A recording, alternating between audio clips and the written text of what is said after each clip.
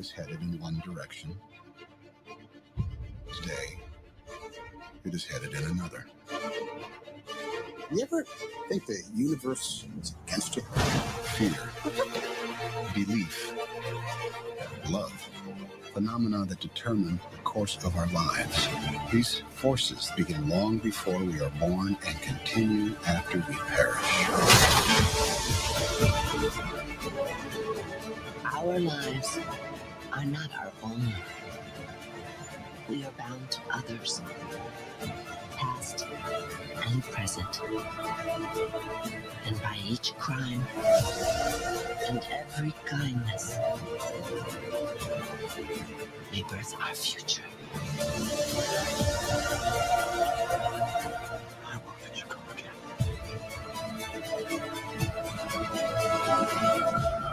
I believe there is another world waiting for us, a better world. And I'll be waiting for you there. You're listening to the Outlaw Radio Network. OutlawRadioNetwork.com. Only 80 more days. Why are you guys talking? When the bump is going, you're only 80 more days just went out over there. Nobody even knows what you're talking about because you guys weren't ready. Should have been watching Phil. The bump music is going. The music is playing. All the little stuff that Paul spent hundreds and hundreds of hours putting together for the show. And you guys are over here. But it's only 80 more days. No, it's 83 more days. No, it's 80 more days. That's not the update. That's what we were talking about. Okay, it's but 80 more days until why are you doing that right because before we I'm go on the air? excited that I get to broadcast with no pants. But don't you realize Paul is going to screw it up before we get there, like he does every single stinking time? So yeah. I propose a solution. Yeah. Ban him from the show? No. Done. No, I propose a solution. We do what the progressive lefties do, and we move the goalposts. Move the goalposts. That's a great idea. That's a great idea. So what, we should go from 100 days to 21? We'll reduce it by 5 days every week. For the listeners who don't know what we're talking about, if we get to 100 days without somebody accidentally dropping an FCC banned word on this show on the AM side, now y'all can swear as much as you want to on Facebook, that's totally fine. But when we're on AM, if we can make it 100 days, we've agreed to do a show without pants on. Now, the problem is every time we get even halfway there, Paul bursts into the room and drops a bad word. Like freaking clockwork. We've gotten closer. Joe Biden stumbling downstairs, Donald Trump saying something stupid, and Paul dropping the F-bomb. It's a given. Anyway, I'm just yeah, okay, with that little rant, welcome to Outlaw Radio. My God, you guys, I swear to God, I'm a trained radio professional. How in the name of God did I end up on this Jolly Rancher of a ship? Oh, look, an iceberg. Let's barrel into it at full steam. Idiots, I swear to God. All right, Outlaw Radio. Let's get to the biggest, pressing, most important story of the day. Ladies and gentlemen, happy birthday to you. Woo! Happy birthday to you. Woo! Happy birthday, dear boss baby. Andy, boss baby, mean girl with a pencil stabbing in my eye. Happy birthday to you. All right. Wow. I have a button that could mess it up for Please don't everybody. push that button while we're on AM. Yeah, don't push that button on AM. I won't. But I have one. And she's over here like, I am Groot. I am Groot. I am button. I can. Why are you not button. in the studio? Is the question for your birthday? Because I just got home after being gone for 2+ weeks. Like, so we be in studio Sunday? A half an hour ago. We be in studio Sunday? If the Santa parade is done in time. Yeah. The Santa parade. Okay. Yes. So do you know what I'm doing? You know what I'm doing this weekend? Celebrating my birthday. Oh. No. That's tonight. That's tonight. No, it's tomorrow. No, Sunday is the Living Nativity Scene at Gig Harbor. Oh yes. Yeah, that's right. the Living Nativity Scene at Gig Harbor. Yeah. So you get a chance Yeah. to go check it out. It's at some church. You can Google it. I'm not even going to do it for. I don't care. Yeah, it's But it's going to be Relay fun. for Life comes first. Is Beyond that what you're Days. doing this weekend? Yes, the Santa In a Parade. parade. I am representing Relay for Life, which, by the way, So you am should I. be. You should all be happy. Outlaw Radio Network is the highest fundraiser for the Tacoma Puget Sound Relay for Life right now. Because of Boss Baby. Because of Boss Baby. Yeah. None of us have done any fundraising, but Boss Baby has. Well, we have officially hit the Rising Star Grand Club because Woo. I raised Nice. $1,000 this month. Wow. Yep. What can we hold on? So what can we do? I'm going to log into our StreamYard account. What can we do that will embarrass me, that will help raise money? Because the one thing that I've learned about people that follow this show and that follow my Facebook page is that nobody's happy unless they're watching me get demolished. We So can do all kinds of things. what can we do I that am will sure. serve as a way to raise money and Win a date with embarrass- Kevin. No. Look, I'm still trying to work out something on that front. But no. What are we gonna do that will embarrass me, and still raise a whole bunch of money for Relay for Life? I mean, I could be forced to watch Napoleon Dynamite again. That was hell. Have you seen that whole movie? I have seen that whole movie. I only made it 6 minutes Oh my in. god! I had So to give up. Listen. I couldn't do it. Okay, Listen, it's Linda. in like one of my top 5 movies. Thank you very much. Is it really? It's kind It of is a cult awful. classic. It is awful. It is. All I can say between Trump and Biden, vote for Pedro. It's so nice that Paul's not here because he's going to call in by video. Someday I'm going to live in Mississippi and I'm going to call in by video just to do the show, just because Paul gets too white. Right. Why do you want Why to go to not? Mississippi? Yeah, Just there's so he reasons. can call in from. There's out of reasons. Okay. Okay, so listen. What about if I stand in my underwear town. wearing a sandwich board in downtown Port Orchard on Bay Street? And people will pay to get you to put clothes on. Like, I don't what are know. we- You what are guys, th- how are they pick whatever's in paying? the. This You guys is- pick whatever's on the sandwich board that'll get people to drop money, so we can This is donate to Relay for Life. starting to sound like a Christmas movie. Die Hard. Yeah. Yeah, I know. I know. Yeah. We need. By the to way, not get- only is Die Hard a Christmas music, but so is Lethal Weapon. Just so we're Yeah. clear. Go ahead. Yeah, we just need to find a way to get people to want to donate. Well, so you guys have an idea? Put it in chat. Whatever that is, I don't care. Whatever And you need I to will do. put our. I will try to put our fundraising link in chat too. I will serenade people. I will singing telegram people. I will whatever you need me to do, Yeah, but Kevin, as long as we get money for Relay. you're a good singer, Yeah. though. Kinda. I'm all right. I've okay. heard you at karaoke. I'm okay. Yeah, This you're is good. okay. I'm okay. I'm all right. I'm not good enough to get on my praise and worship team, obviously, but I'm good. I'm all right. I don't know No, anything wait. about that. I'm Your sorry, buddy. turn. There's some bitterness there, let me tell you. Okay. Anyway, You know, you're supposed to make a joyful noise. yeah, well, Mhm. I make a lot of noise, and I'm pretty It makes joyful a when I do it. noise. Anyway, so that's that. So if you guys have ideas, put it in chat. What can we do that will help raise money for Relay for Life under the Outlaw Radio Network umbrella? Mhm. Am I still in some position of importance or something? Or Yes, you are the MC. I'm the MC, but I'm not a chair of anything, right? No, Okay, all right. I'm I smarter wasn't than that. I wasn't sure of that. So No, you are Um, the chair of the. You are there. I get from the 10 to microphone. 10 to be the MC and have the microphone. I get to have the microphone again. Okay. Yes. Is your niece going to be around to help MC again Of this year? course. Okay, good. Of Good. She's my course. biggest fan. She is your biggest fan. She's my and only fan. She also. has Speaking of mental OnlyFans, maybe I problems, should open one of think. those. Wait, what if I open up my own OnlyFans account and all the money goes to the Relay? Well, I've been dog sitting for dollars. So Wait a minute. That's a great idea. I could turn on a webcam What and about stream. Still Pics by Kiki?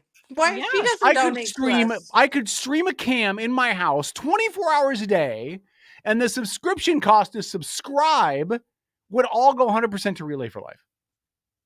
If you think that'll make us money, let's. Do you it. think it'll make us money, Boss Baby? It depends on what room you put the camera yeah. in. Probably the living room. Yeah, I think you'll make money. I Your think boss? people would be My boss. interested in what the My heck's boss, going on yeah, at your that's house. a great idea. No, but Liz, I mean, you could watch me make popcorn. You could watch me watch. You know what I've gotten into is really, it's actually, this is the wrong time of year for me to watch sappy romantic TV shows. Jeez. But I've been watching Chuck. Chuck. You ever seen That Chuck? I haven't heard about that for a while. Oh, Chuck is such a good show, and it's Yeah. got this really kind of love interest thing with Chuck and Sarah, and it's got me all sappy, and there's some other stuff making me all sappy, and so you guys can watch me watch Chuck.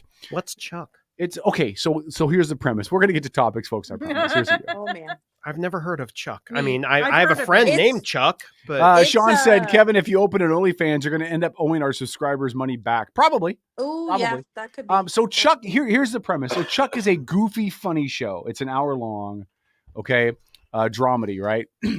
So Chuck is this really smart guy that gets kicked out of Harvard, okay, or no, Stanford. Gets kicked out of Stanford. Stanford. He ends up Harvard, moving in whatever. with his sister and her boyfriend, Captain Awesome is what they call him, and he ends up working at Buy More, which is basically Best Buy.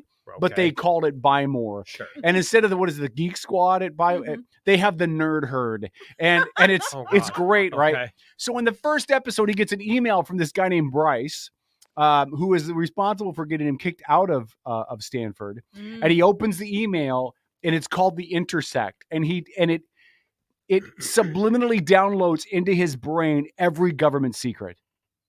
He basically has a government secret computer in his brain. Okay.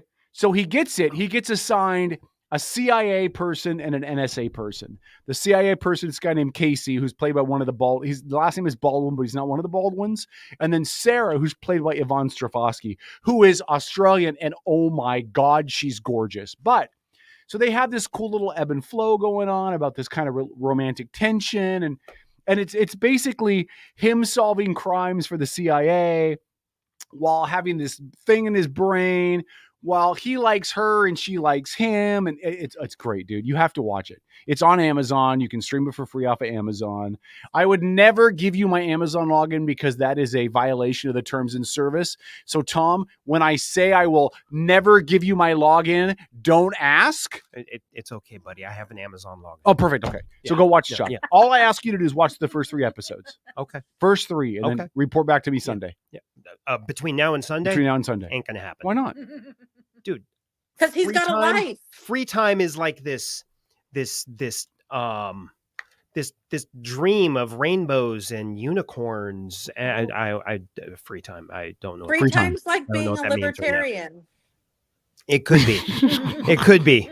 Thanks, boss baby. It doesn't exist. Is that what you're telling me? You're welcome. Well, at least we know we have Right. 2 libertarians in studio. In fact, right now there's more libertarians in studio than there are Republicans. What? Because you're a libertarian, right, Phil? I would say I'm on that lean that way. Yeah, you're a libertarian. Lori, what are you? Independent. You're independent. Do you Mhm. lean Democrat, Republican, Libertarian? Nope. You're straight in the middle. Yep. All right. Depends on the issue or the candidate. Well, exactly, because I think you're fiscally conservative, right? Pretty Mhm. fiscally conservative. But I think when it comes to social issues, you don't want any restriction in your ability to sell beads. So you would lean Democrat. So what? The Democrats put restrictions on everything. well, Mhm. They want to tax everything. The and fact a that there's- tax is a restriction. the fact that there's no longer a strip club in Gorst is the only proof you needed to know about that. Accurate. Anyway, I don't know how we got there. Well, we realized this. They were trying to regulate the number of beads. They want high capacity beads. Although some people Oh, call yeah. that standard. standard beads, high capacity Sometimes beads. that's standard capacity. Depends on what bead you have. And the beads should only be semi-automatic. They cannot be fully automatic because that would be a violation. And the lube. I can't. Oh, well, can't the with lube any is of like, you. didn't you have a special going buy 2 sets of beads, get free lube? Isn't that what you have for the holidays? Was that your Black Friday thing? Somebody's Yeah. phone just went off. Yeah, that yeah, would be mine K-Dog. did. I'm sorry. Naughty, naughty. I'm not forgot even to set- there. I'm and I'm sorry. He still forgot yelling to set at it you. to stun. I'm sorry. Didn't we have a rule? He gets what do they call it? Whack in the arm. Andy, how was your Pretend we're junior birthday, high. by the way? How was your birthday? My birthday is what we want to tomorrow. know is how was your, before we get to the show and topics, we'll talk about Israel in a second. Yeah. How was your birthday? My birthday's tomorrow. Well, you guys said So- it was tonight. No, we said It is the closest show we've got. Tonight, yeah, is the That's so celebration. Okay, what are you doing Yeah. for your birthday tomorrow? Tomorrow I have an 8 a.m. meeting at work, which Oh, I'm that's super good to excited know. about. Are you in home work tomorrow? I Or work from home, yes. Oh, okay. Tomorrow. Yes. Yeah. But I'm having coffee delivered, and Nice. my dog is getting delivered, which I haven't seen him in 2 weeks, so that's kind of great. Mhm. And I know I'm going to dinner, and I may stumble down to one of my local watering holes. So no, watering hole, yeah, like I you're just have gonna have not. water. Yeah, exactly. I have not been drinking tonight. I can't remember who asked that. Kevin, other Kevin. I didn't ask. No, other Kevin asked Kevin that. Nelson. No, Oh, I Kevin am. Nelson asked? I am exhausted. Yes, Yep. Lori was right. Well, Yeah, boss baby, that's- next time I see you, that's which all I have at the planned. rate that you're going will be months from now, but next time I see you, No. I will You buy have- you. I'll buy you some alcohol. Okay, thanks. I'll buy you some alcohol. We Shot of like tequila. the same. Yeah, I was gonna say we like the same Yeah, stuff. tequila is amazing. I am going. Hold on, there was something. Dang it! No, I have plans to be there. If you look in the chat, for at least 4 shows in December. So there you go. What? Yeah, That's amazing. That makes me Yeah. happy. I think I there's only know. It's a 4 good thing you shows guys in can't see December. what's going on down there.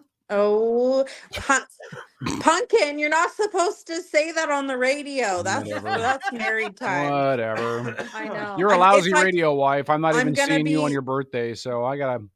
Oh, really? I'm the lousy spouse here. Hey, I'm dreamy. Actually, I've learned recently that I am probably the worst actual boyfriend in the world. Just so we're clear, not even radio boyfriend, Okay. which is I'm just the worst boyfriend in the world. It's possible. No, it's true. It's damn Okay. true. All right.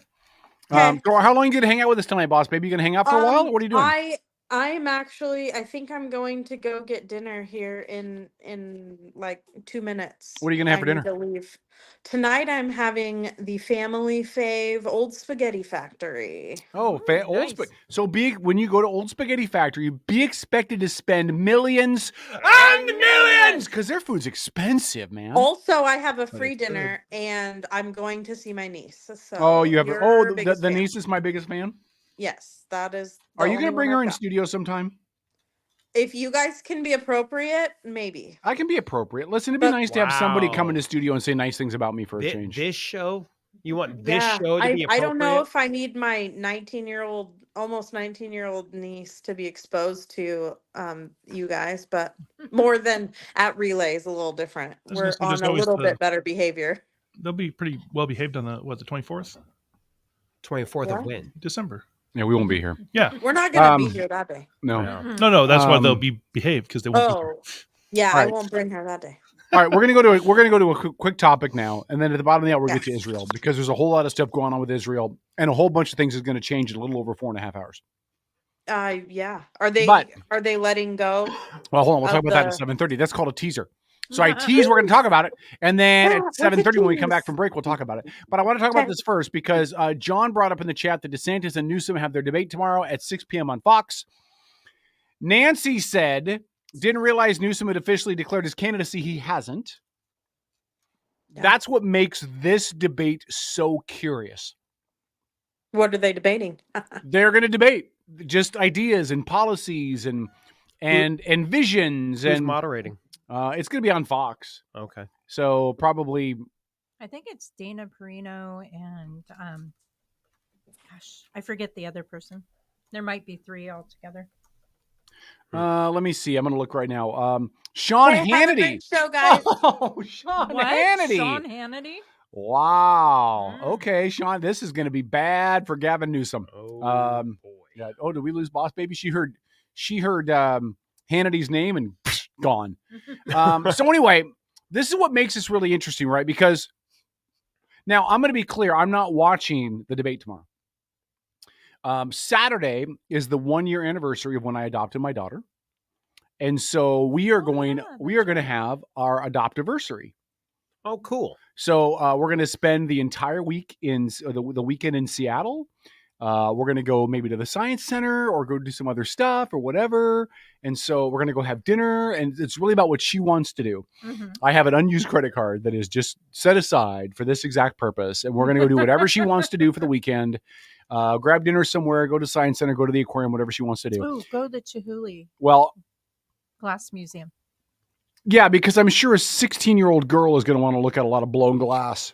No, it's really Okay, I'll ask her. Literally, it's up to her. She can do whatever she wants to.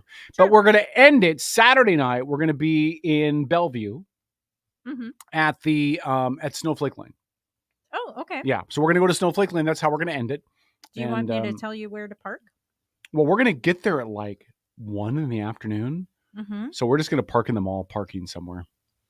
Again.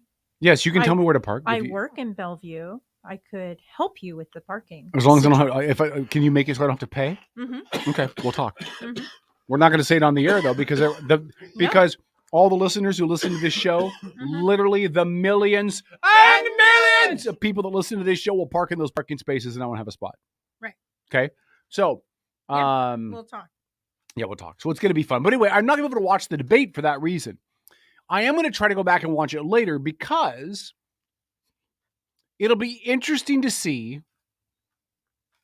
how Newsom steps into this role.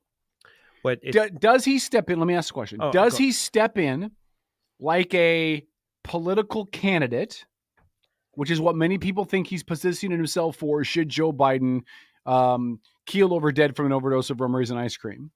Or does he show up as a lapdog, essentially, for the Biden administration?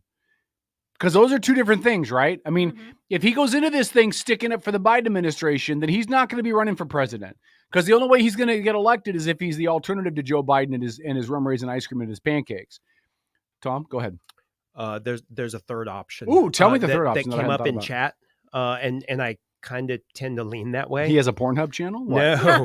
$10 says that Newsom walks out because he couldn't even go toe to toe with Adam Carolla. God, you know what? Here's what I think. I didn't know that. I'll go. I need to watch that. If he walks out, he shoots himself as a national candidate in the foot. Does he really? Yeah, he does. Nancy Pelosi's his aunt. No, but he does. He kills himself because Democrats will like him, but the moderates won't.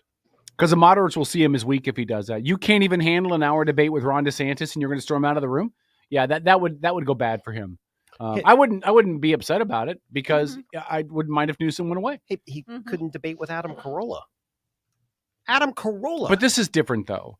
They know what topics they're going to get into. There's been debate prep that's been done. There's an agenda put out there. These are the topics we're going to get into. He's prepped, right, Paul? What do you think? If I correctly caught what you were talking about, you're talking about the debate tomorrow night between Governor Gavin Newsom and Governor Ron DeSantis? Yeah. Yes. I essentially said that there are two ways he comes into this. He either comes in as a Biden lapdog, or he comes in and establishes himself as a candidate. So hold that thought. I'm going to ask it in a second. We're going to the bottom of the hour break. It's Outlaw Radio. That's a super good question, Kevin. Thank you.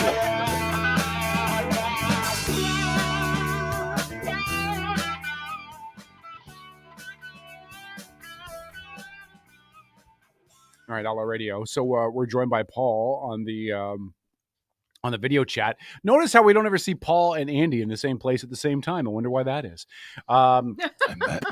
Paul, remember tomorrow's Andy's birthday, so you might want to send her a message and maybe some flowers and some chocolates or something. I was going to donate on her behalf. I figured that she'd appreciate that a lot more. Well, you should donate. I thought we were all doing that. You should never donate on her behalf, though, because then she'll never know it was you that donated. What? What are you talking about? Yes, she does. Go for it. Does she? She would know. It doesn't matter if she knows anyway. I'm not doing it for the personal recognition by her. Is that why you do it, Kevin? Yep. You just want to be recognized? If Jesus don't know I did it, it doesn't count. Right. So, okay. Hey, did you already touch on the fact that somebody who was considered by half the population of this country to be one of the most evil men in the history of mankind died today? What? At age 100, nonetheless. Yeah. His name is Henry Kissinger. Oh, I did see that. Yeah. No, we were talking about a different topic, Paul, but we will talk about Kissinger. I know. I did It's not okay. hear that. We will talk about that. I'm stalling. I'm going to ask you the question again when we get back on AM, because I know we got a lot of AM listeners because people love AM radio. And so we'll ask you the question about that. How's your day, buddy? Believe it or not, I was doing some exterior painting today. I was really pushing the envelope on one of these products, man, and because it was at about the paint is good down to 35 degrees, and 2 hours before it rains, it needs 2 hours worth of a window, and that's about what I had 3 hours today to paint. So I had basically an hour to get it done. So I'll tell you tomorrow if it worked. All right, we'll see. All right, we're coming back on the AM side here in just a moment. Paul, do you want to swear really quick before we come back? Why the fuck would I want to do that? I mean, when we're on AM, it helps me guarantee we're not doing a show without pants. So, well, Tom and I are going to have to come up with a different agenda for that. So there we go. All right, talking stick about around. pants. How long do we have? You and Tom coming and talking about pants. 50 seconds? Oh, 40 seconds. No, 35 seconds. Oh, 30 seconds. See, we can do this all day long. All right. We're going to come back on AM. We're going to ask Paul. It's just riveting. Does Newsom come in as a candidate or a lapdog? We'll have that conversation next. We'll also get into Israel this next half hour. It's Outlaw Radio, a presentation of the Mega Talk Radio Network. Network.com. But shut up. Fuck you. Back after this.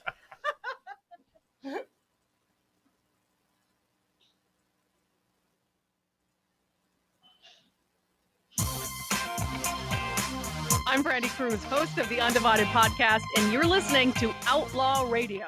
Good luck. Outlaw Radio. Thanks for checking out the show. We appreciate you.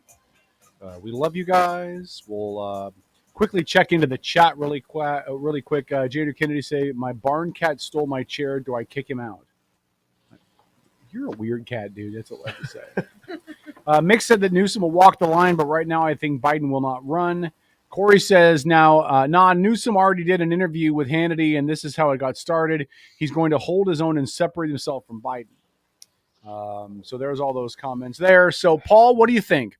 Does Newsom come into tomorrow night's debate as a lapdog, basically justifying and sticking up for the Biden administration? Or does he come in as a candidate and distance himself in some ways from Angry Joe? I think he does both. Yeah, I think he does both. Because some significant things have happened in the last couple of weeks, right, on the political front. One thing that's not new is Biden's poll numbers continue to tank, right?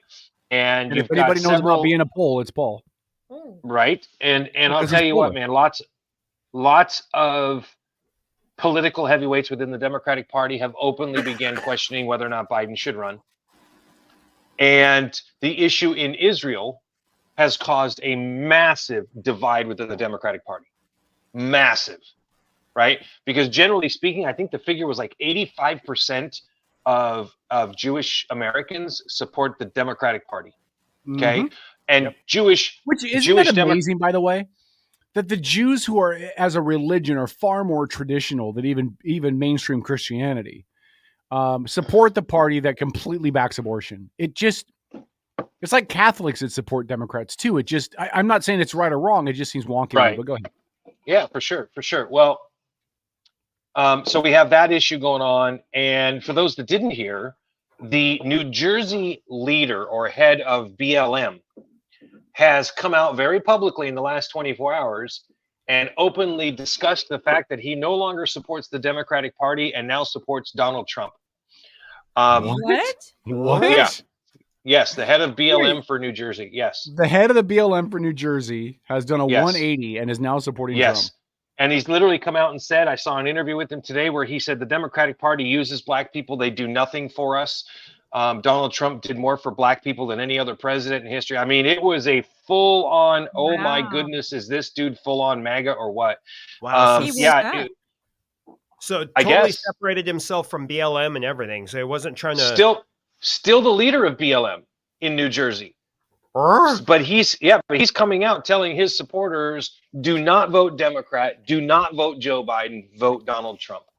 Wow. Yeah, it was mind blown, right? So that's kind of starting to make me twitch a little. It doesn't compute. Well, libertarian. In this day and age of politics, let's be honest, nothing computes. Nothing makes any sense. Yeah, but this is like cats and dogs mating. right? Like this headline. This is like Paul and Tom doing a show with no pants on. It's like the headline on the Drudge Report that says hospital guard had sex with corpse of 79-year-old woman. Yeah, I mean, all kinds of things are just bass backwards, you know. I mean, that's a cold ass way to go. I'm telling you right now. Dun. Anyway. Anyway, so to your question, Kevin, does he come out and which one does? I think he tries to do both, man. I think he's trying to.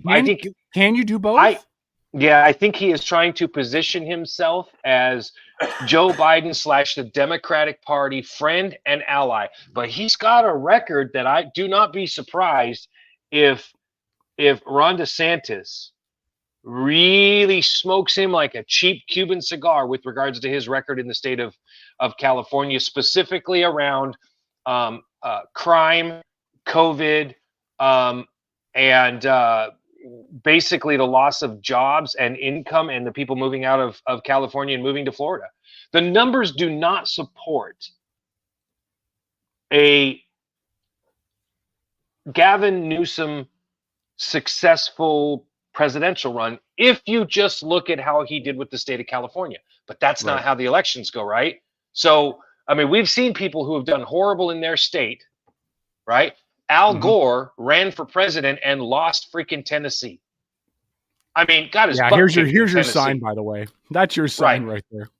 Right. So but here's the thing: Gavin Newsom would win California, but the numbers don't support it. He would win just because of the letter next to his name. If you guys, Hey, Paul. Go ahead. Why do you think he would win California? People are leaving California, and for sure, exactly. Tom, you're right. Part of the reason. Yes, you are 100% right.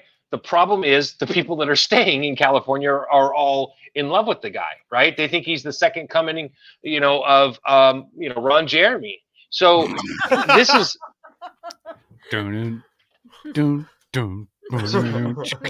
Listen, when your nickname is the Hedgehog because you never wear deodorant, that's saying something. The thing is, the thing is that we all can look at the numbers and the figures from California and go, holy cow, Gavin Newsom has done a horrible job as governor of that state, right? I mean, it's pretty clear, it's evident. I mean, we're in a state where our governor, should Gavin Newsom come to a complete stop at any point in time, our governor will literally fly up his ass till he hits the shoulders, right? Like you'll hear the suction cup sound. If somebody says, Governor Inslee, where are you? You just hear, I mean, you will. There is no daylight. There is no daylight. That's right, exactly right. There is no daylight between Jay Inslee's nose and Gavin Newsom's anal cavity. Like, hold on, Paul, do you hear the music that's playing? Do you hear the music playing? I do. I'm just going to say this. Hold on. I'm just going to say this. Because I'm going to say what everybody's thinking, but nobody's going to say it. Keep it going. It's fine. We didn't ask for this music. Nope. We joked about it and moved on. But the good Christian guy in the group was like, oh, let me see what I can find. And who says I can't read a room? Clearly you're better okay, than I am. Phil, if that's what you want to tell it, I mean, that's cool, dude. Your secret is safe with us. Fun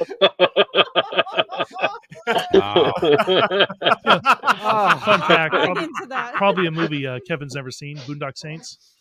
Oh, yeah. That's a great. Never seen the movie. Yeah, Ron Jeremy has a little scene there. Oh, does he? Yeah, he does. Yes, I've never seen the movie. Yeah. I will tell you this, though. Can I just point out to Kevin's point? The good Christian guy in the room knows who Ron Jeremy is. I know about pop culture. What can I say? Yeah. Okay, it's all good. It's all good. It's all good. Pop culture. All right. Anyway, so is there a Ron Jeremy Funko Pop? Now I need to find out. Hold on a minute. Hold on a minute. Don't be looking that crap. That would be hilarious. If there is one, I bet you it's at. I bet you it walks with a limp. There is no Ron Jeremy Funko Pop that I can find in my quick.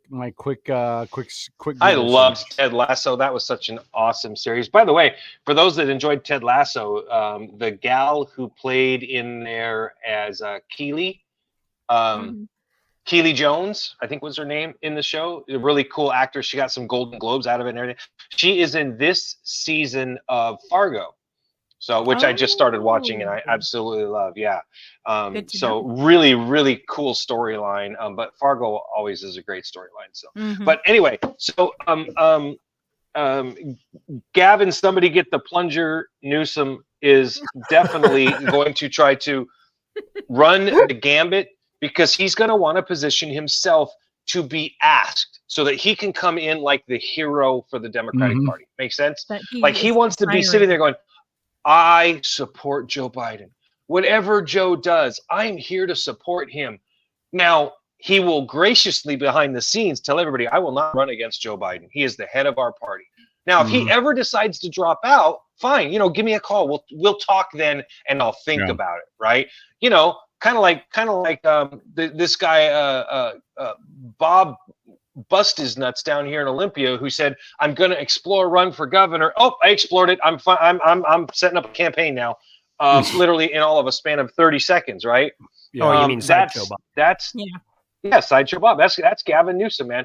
I'll think about it graciously, and I appreciate you thinking of me. But right now, my mind is the furthest thing from that. I'm not thinking about it all. I have a state to run, and I'm doing this for the benefit to drive the conversation forward for the American people, for the Democrats versus the Republicans. That's the only reason I'm doing this. Not so you'll think I'm great in any way, shape, or form. I mean, at least the governor of Florida, Ron DeSantis, has the freaking moxie to say, yeah, I'm running for president, right? I mean, like, don't you think that one of the first questions out of Sean Hannity's mouth during this quote unquote debate tomorrow night is going to be, Governor Newsom, do you have any intention or plans of running for president? I bet that's one of the first three questions. I think it will be too. Yeah. Well, it better be. Right. And Gavin Newsom's and going if to he's respond smart, if he's smart, he'll address that in his opening remarks before anybody else asks. I agree. Yes. Yeah, you're right, Kevin. I agree. And he will try. And here's going to be the interesting part, is that in California, in places like Oakland, where the city of Oakland voted to demand a ceasefire from Israel, because they have that kind of power. You realize the level of ego you must have as a city to believe that you have the right to demand another country that was attacked stop fighting back. Paul, Seattle City Council did the same thing. They passed. Hold on. Yeah. You guys are buried in the lead. Chicago, Seattle, Oakland, Philly, St. Louis, all demanding a ceasefire. Meanwhile, they can't even keep ceasefiring off their own streets. 100%. Like there was a big brouhaha at the Seattle, and I don't pay attention to Seattle politics very much because it's gross, but there was a big brouhaha at the Seattle City Council meeting earlier this week because people are pissed off that there's just nonstop gun violence in the city. And your guys' response is, but we want a ceasefire in Israel. How about a ceasefire at First and Pike, you morons? Yes. 100%, Kevin. You're dead straight on that, man. I appreciate where you're coming from. But Gavin Newsom has a huge problem, doesn't he? Because the Democratic Party right now is violently split. Violently. Right? I mean, I think you guys would probably agree. They are violently divided between those who support Israel and their right to self-defense and those who don't even recognize Israel as having a right to self-defense, right? It's like, that'd be like the conservatives and the Republicans hating each other to the point where they begin riots against each other, dude. That's how fundamentally this is going to affect the Democratic Party. Yep. Phil? We've had people. They don't want. Go ahead. Israel I'm sorry. Right. Israel doesn't. They don't believe Israel has a right to exist. 100%. That's right, Phil. To exist. Well, that's okay. I don't think Gavin Newsom. That's right. Yeah. And it's important to note that every time you hear somebody, it's one thing when you hear people say, stop the genocide in Palestine or in Gaza, right? That's one thing. That's a topic. That's an item. That is something worthy of discussion. It is a whole nother matter when you hear people state the phrase from the river to the sea, because that means Israel doesn't have the right to exist. I don't think most of them know what it means, though, Paul. Like I think most of the people are stupid, dumb lemmings, and they hear people in the know say that, and then they just repeat it because they think it means let them live or whatever stupid crap they believe. I think like saying the Nazis and the German people didn't know what Sieg Heil means. You know, Sorry, that's just. I mean, what did Sieg Heil mean anyway? I mean, at what I have no point idea. do people have to be responsible for their language? Let's be honest. They're right. Yes, 100%. Yeah. 100%. I mean, if you're going to sit there and say from the river to the sea and you don't know what it means, you should educate yourself. Sieg Heil meant hail victory, sure. by the way. Yeah. So, it truly has divided the party, right? Yeah. I mean, and in not a good way. So, yeah. I mean, when I hear, like, I've been turning on CNN and MSNBC just to hear them curse each other out for this very issue, right? Mm-hmm. Listening to the liberals fight over whether or not, like you'll have a leftist progressive on MSNBC arguing with a Jewish person, and they're in the same party, and they want to kill each other over it, and you're just like, keep going. I don't know, man. I don't know. It's well, listen. Maybe that's what the crowd should do tomorrow: is break out the popcorn. Well, here's the problem, right? Here's the real problem. The Democratic Party wasn't playing from a strong position to begin with. I mean, even before the Israeli-Palestinian thing became a thing, the economy's crap, inflation is awful, Biden looks like a dolt. Everything that can be working against the administration's been working against them. The guy that is your presumptive nominee on the other side that you're going to run against continues to be supported. When normally you lose an election, you go away. I mean, the Biden and the Democrats weren't in a position of strength to begin with. And then you give them, and I'm just looking at this logistically, right? You've given them the worst possible draw. Right? Like when you talk about putting teams in a tournament, like in the NCAA tournament, you're like, we got a 7 against a 9 or what, blah, blah, blah, blah, blah, right? Mm-hmm. So you've given the Biden administration the worst possible draw, which is Palestine on one side that the Democrats support, and Israel, which is one of the nation's most important allies, especially in the region, if not the world, and the fact that the Judaism is holding hands with Christianity and our national religion, blah, blah, blah, blah, blah, blah, blah, right? Mm-hmm. So you've basically given the Biden administration like a really bad draw. And they could not have handled the draw any worse. Like I've always said that one thing the Democrats do really well is they have friction, but they handle it behind the scenes. Right. They bicker at each other behind the scenes. It doesn't normally get out. You know that AOC was not happy that Joe Biden got the nominee over some more progressive candidates, but she didn't really go out and make a whole bunch of horse hockey nonsense about it and jumped right on board when it became to do the nominee, all of that, right? Because they understand about circling the wagons, which, by the way, Joe Biden was alive when that phrase came up. They understand circling the wagons, but on this front with Israel and Palestine, they don't. Because the leaks are coming up fast and furious about people in Biden's own White House that are pissed off because he's not blanketly supporting Hamas and the Palestinian people. Well, I would say that this is so deep that if you guys didn't see the news today, because it was not run on CNN and MSNBC, there is a young college graduate. She's a lawyer. She's a lawyer for the VA.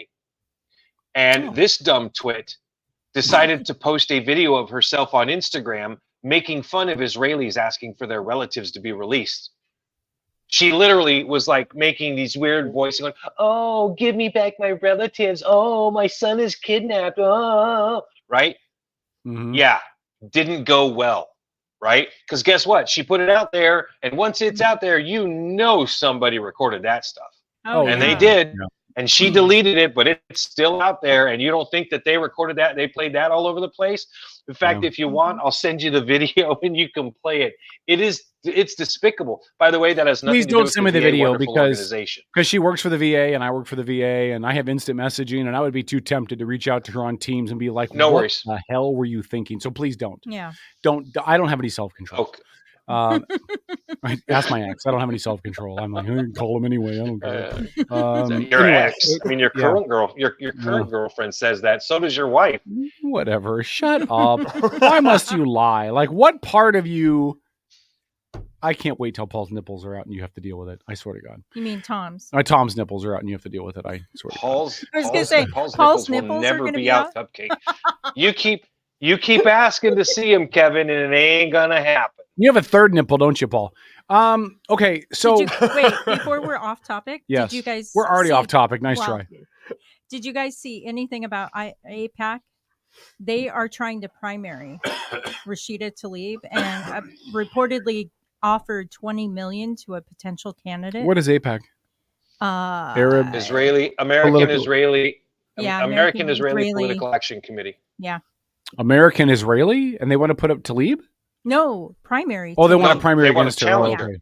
Yeah. Yeah. Good luck. Good for them. Listen, but good luck for them, man. No, I'm totally fine with them doing it, but it's an uphill battle.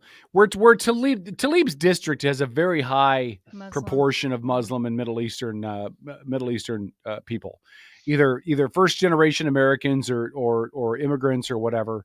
And the influence of Middle Eastern policies and stuff runs strong there. She'll be elected there until she decides not to run. Mm-hmm.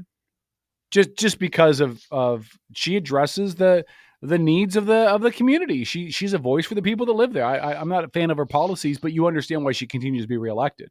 Mm-hmm. But more power to them. I mean, I think everybody should be primaried. Everybody should be primaried. Please, I will offer up $20 because I can't afford $20 million. I will offer up $20 as somebody who primaries Michelle Calder. $20. And I'll pay it, unlike Michelle Calder. Anyway. Yeah. I listen. If I was in the district, I would do it, brother. Well, you need to move then. You need to move. Tell your wife to suck it up. Again? Yeah, move again. Paul, why don't you just register that you live at my house? Yeah, that's like a Josh Brown moment waiting to happen. I was just reading an article about that. Yeah. God, I want to say it was on the East Coast somewhere. I don't remember what state it was, but somebody's in kind of a kettle of hot water. Kerfuffle? Yes, kerfuffle. I love the word kerfuffle. Yeah, I love that word, kerfuffle. Because he registered to run, and I don't remember the specifics of it. It was just one of those articles I read through real quick. But he registered to run in a district he did not reside in, but he put down a buddy's address and paid $1 a month to supposedly rent a room. Yeah, that backfired. Yeah, listen, you have to be really above board on the obvious stuff. You know what I mean? Yeah. Because like if I announce my candidacy for office today, I would have to resign my candidacy tomorrow. Because there would just be enough stuff that would come out easily by searching my social media profiles. That would be like, nope, gotta go. See you. Thanks. You know, wow. You can't have some stuff floating around out there. Did you? Oh my goodness gracious! I'm sorry. I'm just as I'm going through some different aggregates on stories and stuff. This one popped up off of townhall.com. Hamas had to stop Hamas had to stop Palestinian civilians from murdering hostages on their way to being released today. Well, but are you surprised? Listen, hold on. Listen, I'm not I'm not advocating for it. But if I'm in Palestine, if I'm in Gaza Strip, I'm only being fed the news and information that Hamas is letting me have. They don't have free flowing information. They don't have free news. They don't have access to all that. So all they're going to know is what Hamas has let them know. What do you think Hamas is telling them? We're being invaded by the Israelis. They're not providing context to it. They're not providing truth behind it. They're just saying we're being invaded by the Israelis. Of course the Palestinian people want to kill any Israeli they see. I don't know. I mean, I don't know. I would too with that lack of information. They have internet access. They were under attack by the Israelis, and they were posting to social media, dude. So it was because I was following several of them that were posting day in and day out. to social media. They have Wi-Fi hotspot spots.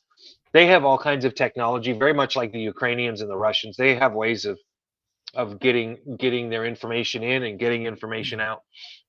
So from it multiple goes back to sites the that I'm reading, from multiple sites that I'm Yes. reading, the internet is completely out in Palestine now Mhm. because of It is now. Yes. Yeah. So Yeah, I don't it is I don't now. know what it was like before though. Okay, go ahead. Look, I refuse to be mad at a group of people that I believe are probably not being fed complete information by the Hamas leaders. So I can't fault them for the decisions they're making based on flawed information. You know what I mean? Like it goes back to the point that I made in the beginning of all of this, Kevin. The Palestinians, the people of Gaza, voted for Hamas, voted for them to take charge and be in control, and have done it since 2006, I think, was when they won the Hamas election. took power in And they've 1983.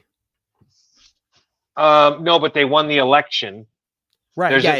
They won. They were duly elected by the people of Gaza. The first one was 1983. Yeah. I think Israel turned over Gaza So complete control in 2005. In 2005. Yep. And it's all been 2005, downhill yes. since then. Well, but hold on though. We have to be intellectually honest though. They gave them self-governance, Well, but who's Israel not? still controls all the utilities, water, oil, electricity, everything. So Gaza Strip has its own governance, but they don't have any control over what I would call the important stuff.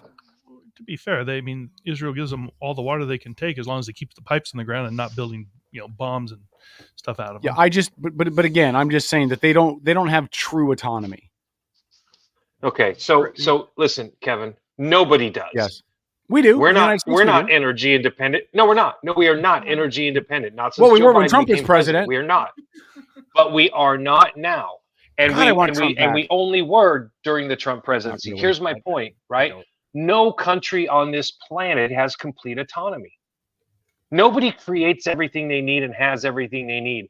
Why did the people of Israel have to supply water? Because the people of Gaza didn't have the capacity to provide their own water. Why did they provide them electricity? Because the people of Gaza didn't have the capacity to provide their own energy. If the Israelis had not supplied all that stuff, Israel would be accused of trying to starve them out. I mean, you can't have it both ways, man. No, you're right. And you kind of seem to want to. Okay.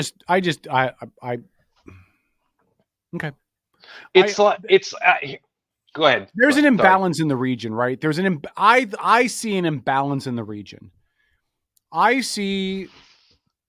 Oh, you know what? This is a really poor comparison, but I'm going to make it anyway and stoke the ire of the chat and of Paul. This is like the Jim Crow. This is like the Jim Crow South.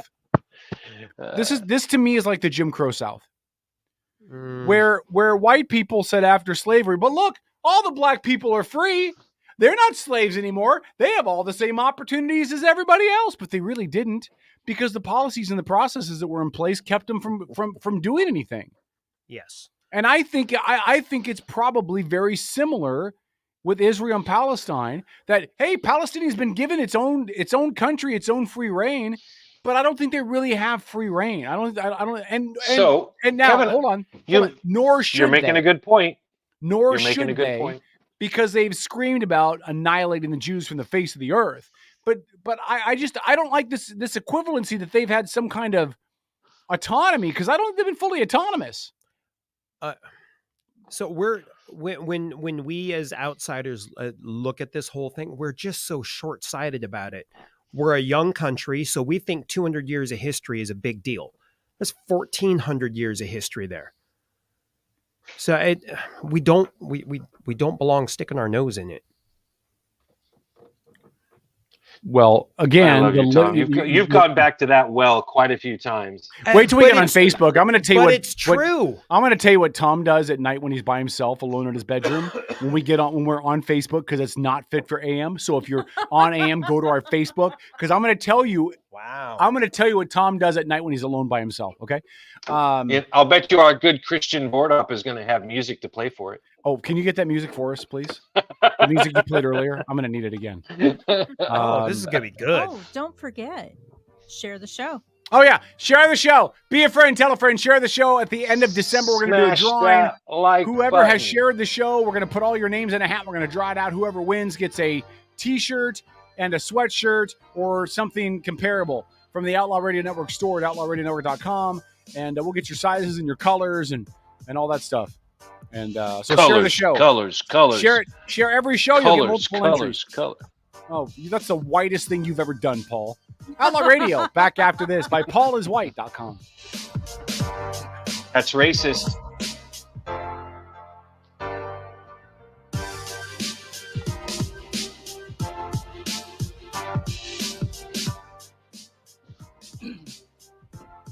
Outlaw Radio. Network.com. Stop it. All right. Do you have that music for me? Well done, Lori. Well done. Here we go. Thanks, I'm going to give you a demonstration of what it's like when Heather's gone and Tom is home alone in his room this is gonna be interesting. whenever he starts the music. Go ahead, start the music. No, I was hoping for the other music. You know music I'm talking about. The Ron Jeremy. Yeah, the Ron Yes, Jeremy. he knows. He intentionally has tried not to play that. Here we go. You ready? Here we go. Tom saunters into his room, turns the lights down low. What am I wearing? Shut up. You gotta set the scene. Lights some candles. Strips down to his Christmas sweater with the nipples out. Tom starts And silk underwear. Tom starts talking dirty to himself. Oh yeah. No Barley, troop malt, in yeast, and hops. no troops in foreign countries. No hops. No taxes. Abolish the IRS. God, I'm hot. Hey. God, I'm hot. Shut up. You're getting me worked up right now. Oh yeah. Third party. I mean, IRS could go by ATF too. Don't I forget got the ATF. They're on that list. I got a third. And the party table over by brewing up. Lori is levitating like somebody's playing a Ouija board. Nope. I got a third party brewing up in my pants. Yeah. Oh yeah. Oh, and Sean. Stop it! Sean Cut suggested down in on chat Stop it! there should Stop be down on military spending. a Hello Kitty thong involved. Oh God. Yeah. Oh I- yeah. I don't have any objections. Talk right now. libertarian to me. Yeah, Oh, baby. Yeah.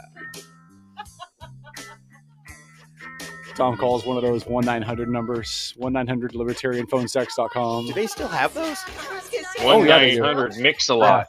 They really do still have the phone sex lines. Why did you get out of that? I was just in the mood. You suck. You know what an idea of libertarian phone sex is? Hey, baby, tell me what you want. Well, I want... It don't matter what you want! Of course it does. It does not. Libertarians don't care what anybody else wants. Just what they Oh. want. Just what they want. No, that's the whole point. Individual liberty. We care about what you want. I mean, tell me what you want. What you really, really want. Oh, Kevin Nelson said, and the banana hammock. Sean said, Tom Martin, yes, but Islam is descended from Ishmael. This goes back to the sons of Abraham, Isaac and Ishmael. Yeah. Mick said, Palestine, like Germany in the 30s, was regulated by outside governments. Thank you. That's what I was saying. Jesus, I don't know why you people don't listen to me. The citizens voted in the Nazi party because they stood up to the outsiders and promised a better life. Exactly. And listen, if you go back and study history, and I am a student of history, I am a scholar of history, I am I'm a knowledgeable nomad of history.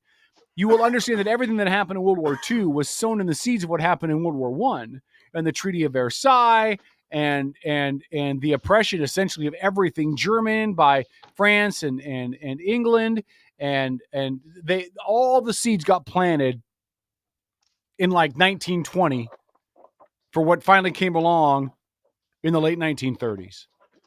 That's fair. So I mean, he's absolutely correct. But you know, just ignore me. I don't know what I'm talking about. Clearly, Paul thinks that they were even keeled. Palestinians had every opportunity in the world. Yeah, that's okay.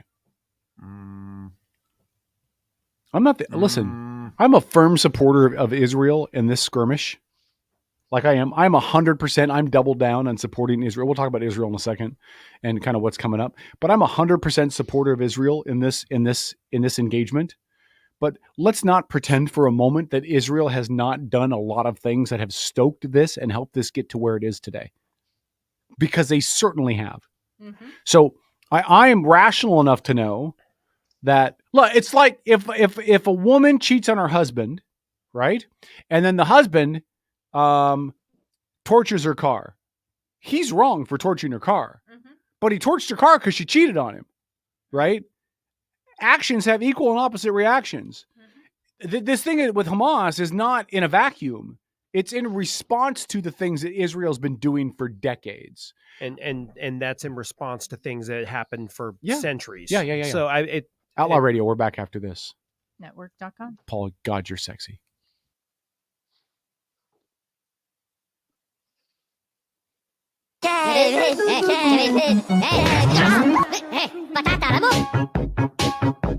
Somewhere out there is a villain with the potential to serve greatness. Let's hear it for Kevin. He saved his tribe.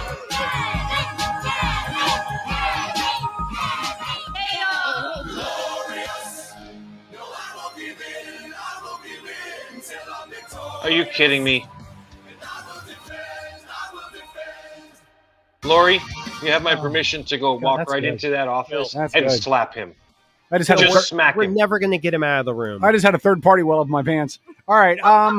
We're never going to get him out of the room. Can we get that as a t-shirt, Boss Baby, if you're listening? His head's way too big now. You can't play those in succession.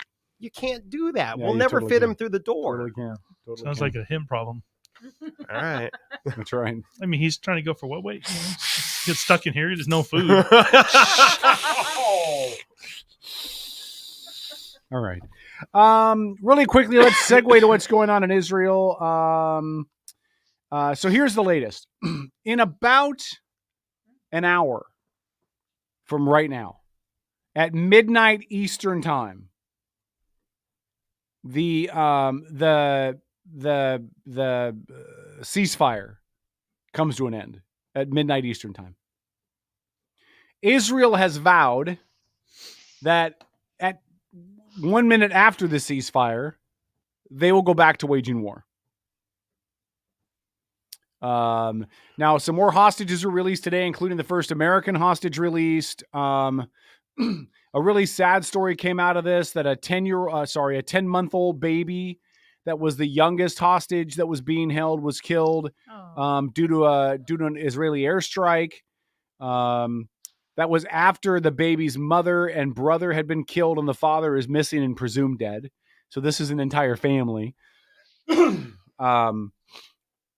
me ask this question of the panel, and I'll start with you, Paul. Do you believe in an hour the ceasefire, the whole halt in fighting will cease and everything resumes and gets back to normal? No, I think that the ceasefire will continue, and that Hamas will drag it out as long as they can, because there's strategic value in it for them.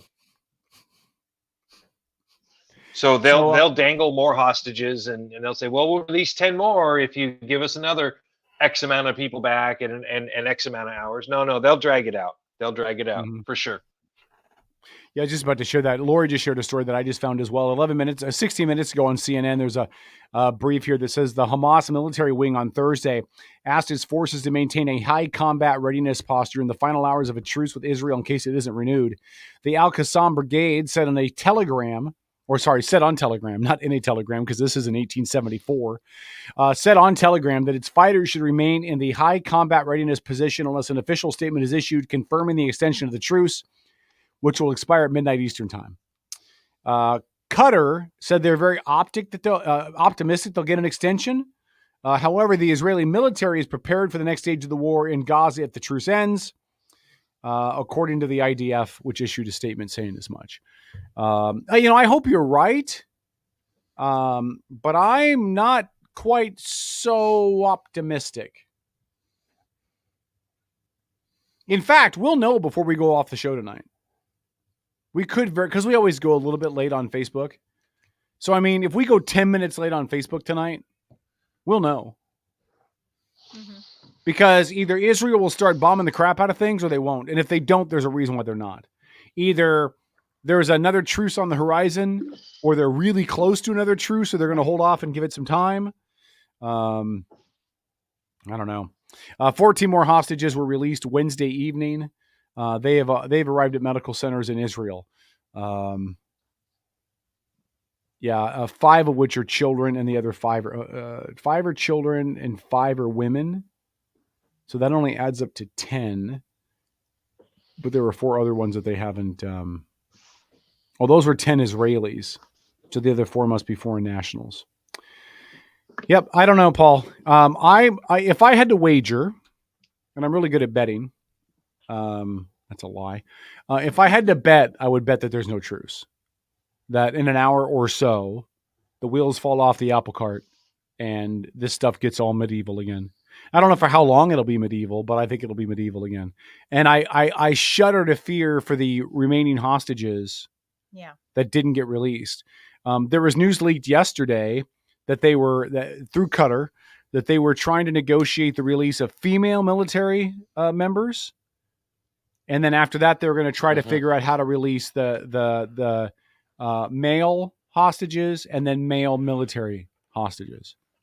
So that was kind of their order of importance. Women and children, followed by women serving in the military, followed by male hostages, followed by males serving in the military. Philip? It's occurred to me, doesn't Hamas, Palestine have a really easy 10 a day, extend the truce? Just keep turning over your hostages 10 a day, right? Maybe if Israel's prepared to do that. They may not be prepared to do that. Oh, that's the deal. The clip was they're still alive.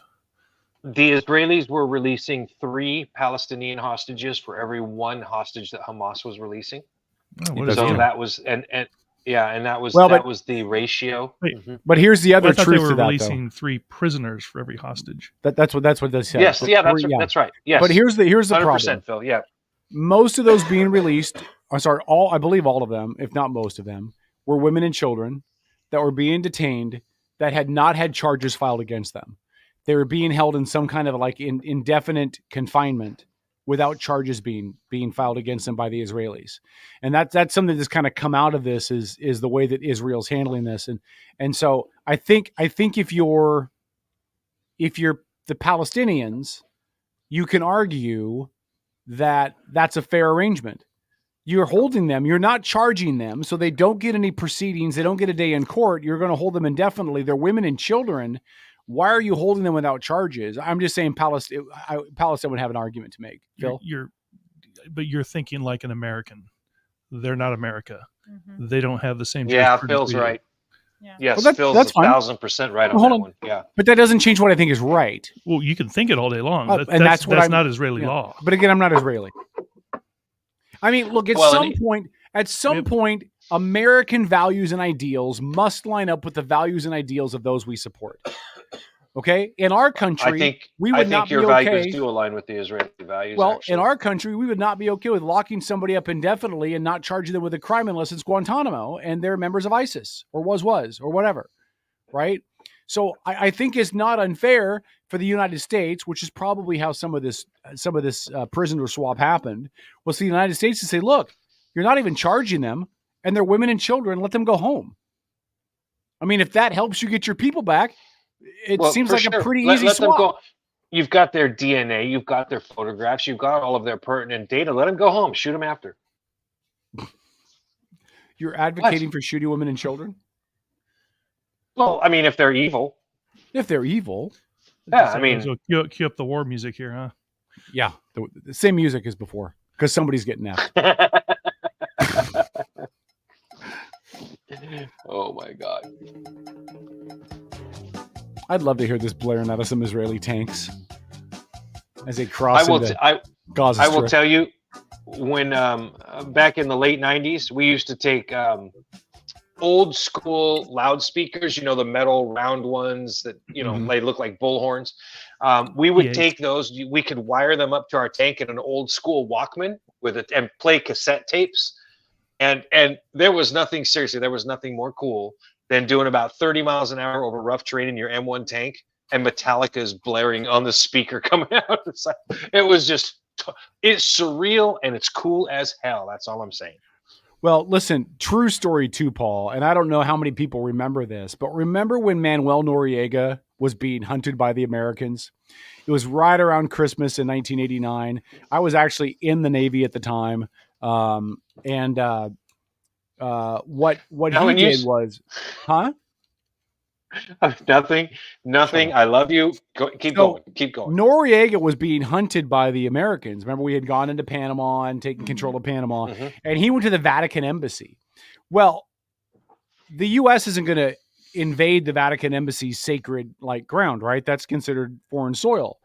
So what they did was they surrounded it, and then they put a fleet of Humvees with loudspeakers, and they just played rock music. I remember that. Guns N' Roses, The Clash, Pantera, Van Halen, U2, and they just blasted it 24 hours a day until basically the Vatican basically said, dude, you got to go.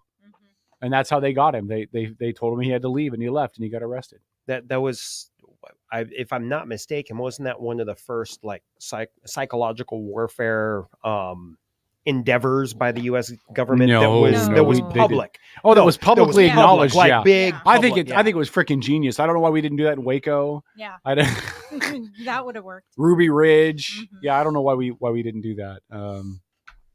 Yeah. All right.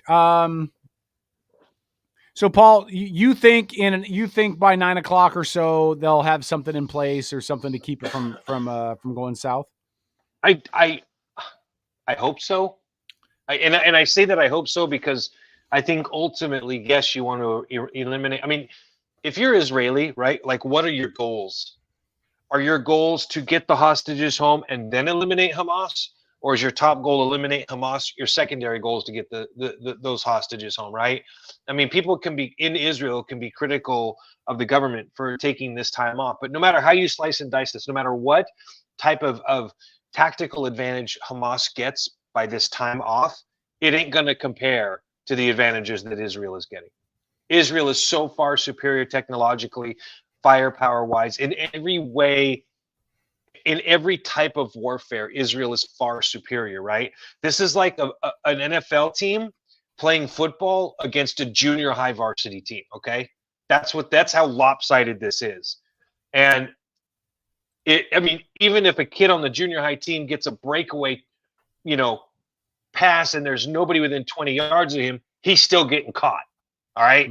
So it's just that lopsided, right? So no matter what kind of head start you give the Palestinians, the Israelis are going to get them. They're going to get them, and the issue isn't if, the issue is when. So why not try to get all the hostages out, no matter what it takes, right? Now I will say this: I will be slightly critical, and I'm not ever critical of Netanyahu because I like him. I feel that he's a strong leader. But I will be slightly critical of him in this aspect. He gave a speech where he stated, that once the prisoner swaps are done, we are coming after you. We are going to continue to obliterate you, or we are going to basically salt the earth, whatever's left, okay? He's basically telling them, you give us all the hostages back, we're still going to kill you all. I mean, that might as well be what he said, right? I don't think that was the smartest play, right? Even if that is what you're going to do, and you want to get the hostages back, why would you tell that to them, man? Lead them to believe, lead them to have a little bit of hope before you cut their balls off and feed them to their dogs and then eat the pigs. But here's the problem, Paul. I think if the pigs that just ate your balls. Yeah. I love bacon, by the way. I think if you allow this to get drawn out for the purpose of trying to get the hostages back, then Hamas has all the power and would drag this thing out as long as possible so that they can refortify troops, get munitions in place, set up, traps or whatever, right? So, I mean, if you do that, you're giving up tactical advantage and allowing your enemy, in this case Hamas, to basically dig in and get prepared. Because Hamas isn't going to enter in an agreement that would give up all the hostages in 3 days, right? They're going to drag that sucker out as long as they can. Oh, we got 100 hostages left. We'll give you 15 a day. Let me ask you a question. What do you think Israel is doing right now during this downtime? Do you think they're just sitting on their butts twiddling their thumbs? I promise you they're not. They're using every type of technology you can conceive of to try to locate. I mean, they're using drones, thermal imaging systems. They're using every type of ground penetrating radar. They're doing everything they can to find those tunnels, find those hostages, figure out where the Hamas people are coming and going from, right? They're strategizing. They are following everything that's happening. They're watching every single person that makes a move.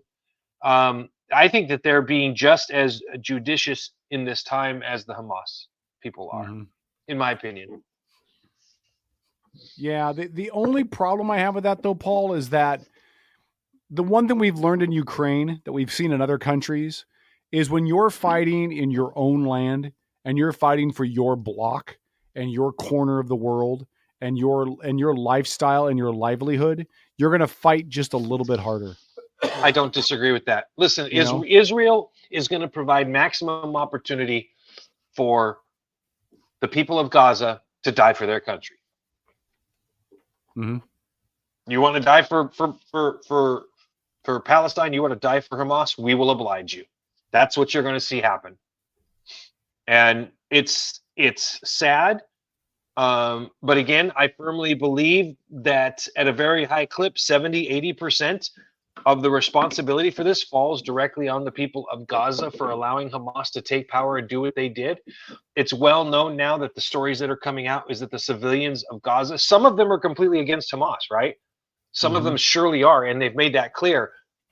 But if, when the Germans allowed Hitler to take control, knowing what he was about and what he was going to do, knowing and watching how he turned against the Jewish people in Germany, right? There's culpability there.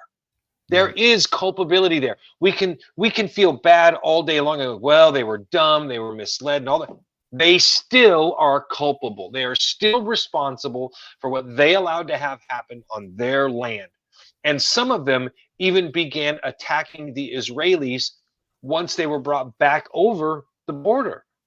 I mean, there was nothing but celebration on the streets by the Palestinian people when you watch the videos from the GoPro cams that those people have made public. Celebration to the nth degree. And at some point, you just got to look at that celebration and go, okay, you reap what you sow. Yeah, again, I'm not quite to the extent of that as you are, Paul, because I still don't believe that the Palestinian people have the full scope and full information. So the Palestinians are ignorant, in your opinion? I think that Hamas controls the news, the media. Listen, we've seen what happens in our country with the left controlling the news and the media in our country, and we have free internet access, and 44% of us are still idiots that blindly follow what CNN says. Yes, and we still manage to have QAnon and flat Earth people. So you're right. I don't disagree with you. But if you go to a place and libertarians. God damn them!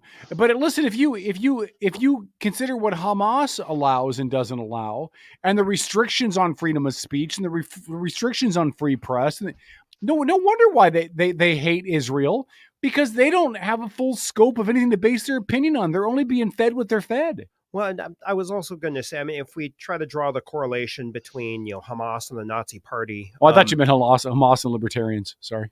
Oh, hey. Go ahead. Hey, Nazis and libertarians. Hey, sorry, not kind, and so far from the truth. Anyways, I mean, you can only hold. That's right. Nazis actually won an election. Man, I almost violated our FCC count. Thank you for not. That's I have self-control. Am I wrong? Yes. No, I'm not wrong. Go ahead, Paul. Go ahead, Tom. I'm sorry. I have nothing. I'm right there with you, Phil. Paul, clean your room. Oh, wait, I got slob. Some. The co-presidential. Were the two guys, Johnson and the other guy? Are you for 2016? Yeah. Yeah, I don't remember the vice president. They had been elected as governors. So, I mean, it can happen. I mean, that's true. There have been libertarian representatives. Anyways, Johnson and Weld, by the way. Culpability. Thank you. culpability for a population, you can only hold so much because if you go back to Nazi Germany, anyone who was a naysayer was rounded up and shot. So, I imagine that it's probably not too different for Hamas. Yeah. I don't listen. I understand there's a lot of angst with the Palestinian people and how they rejoiced and we're glad that the Israeli people died and all of that.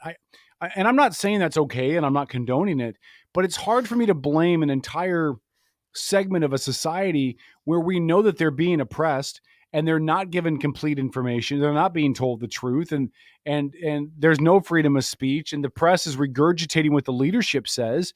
So it's hard for me to blame them for feeling the way they feel when I'm sure they're not getting accurate information.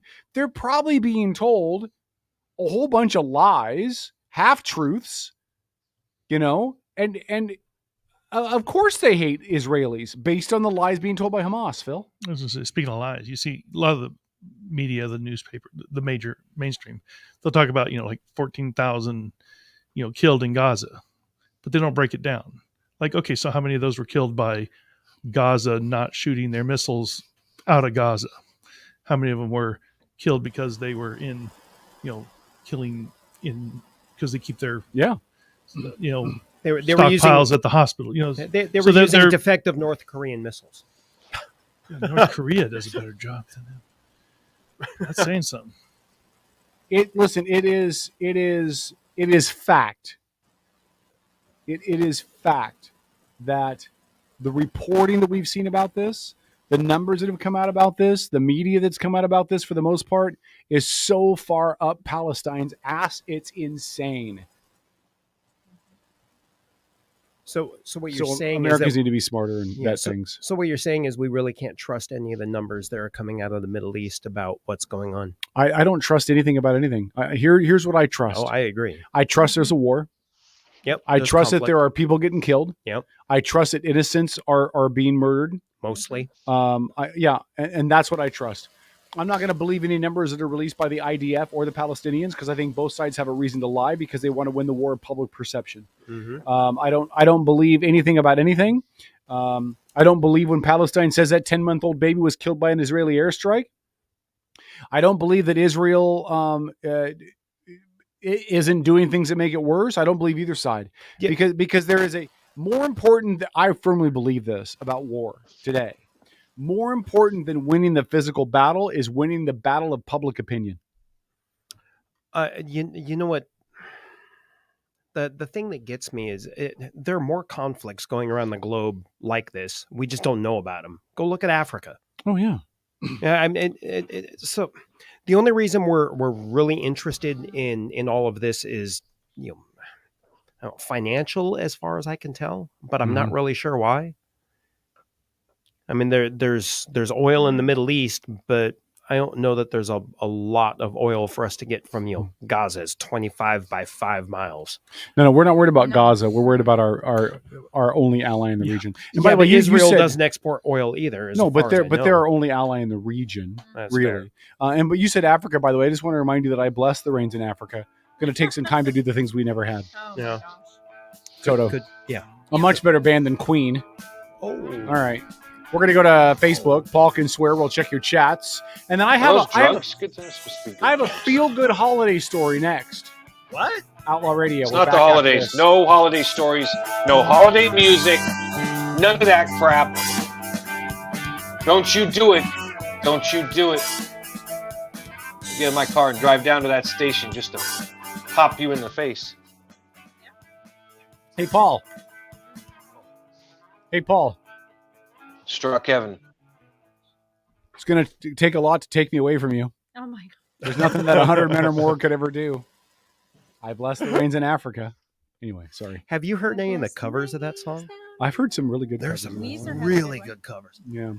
I'm not a huge Weezer fan. I haven't told either, but that one was okay. Yeah. I haven't told any of you this. Oh, no. This will be the first time I've told you guys this. Oh, Guess wow. what I'm doing Monday? What are you doing Monday? I'm starting guitar What's his name? Hey! I'm starting guitar lessons with Tim Birch. Nice. Tim's an amazing instructor. From Jaded Mary. I Yeah. have Tim and I are going to start guitar lessons on Monday. Have you got a guitar? No, I'm gonna pick one up tomorrow. Okay. I'm gonna try to pick one up tomorrow. What are you thinking? Acoustic. Okay. Yeah, he sent me a couple links for some starter packages or whatever. I don't want to get all like being able to do riffs and stuff. I want to be able to do good chords. That's what I want to be able to do. Because then I can sit on the ferry and just sing. Yeah, a Seagull S6. So okay. It's a Canadian-made guitar. The tone on them is beautiful. They're super affordable as far as entry-level guitars. I'm going to get an entry-level guitar for now because super affordable, super well made. My fingers might hurt too much, and I'll just say fuck it and give it up. Which brand? Seagull. Now, there's something to be said. A quality guitar, even an inexpensive one, is a better choice than a crappy one that'll just drive you out of your mind. And so when I have my first song down, when I'm done with my first song, I'm going to do it on the show. Awesome. I'm going to bring my guitar and do it on the show. Hey, Kevin. Then we do breakfast at Tiffany's. Spend the money on something decent, because if like Phil was saying, if it's got a really deep action where you have to push hard on the strings, you're not going to play it. Okay. So I asked him for recommendations.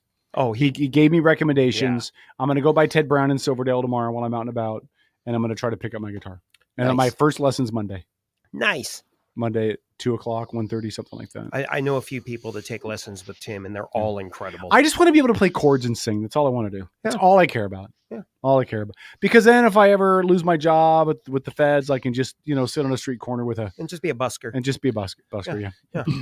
I'm a terrible guitar player. I will learn Africa, though. That'd be fun. All right, Kevin, you're going to make me start redoubling my efforts to practice again. We can play together. Dude, I'm so horrible. We can start reviewing the Beato book together. Yeah, I am truly horrible. Make sure the rest of us don't have to watch the two of you play together. Yeah, but what if we end up being really good guitarists? Hey, Paul. Listen, Paul, take your tongue. Kevin, turn that son bitch into an O and stick it in my anus. We're coming back after this on Outlaw Radio. Tom's going to be out there, nipples in the wind. Kevin won't be wearing pants. I know how you guys will run that way. I know it. Tell me Kevin, look. Oh, Kevin, look at my nipples.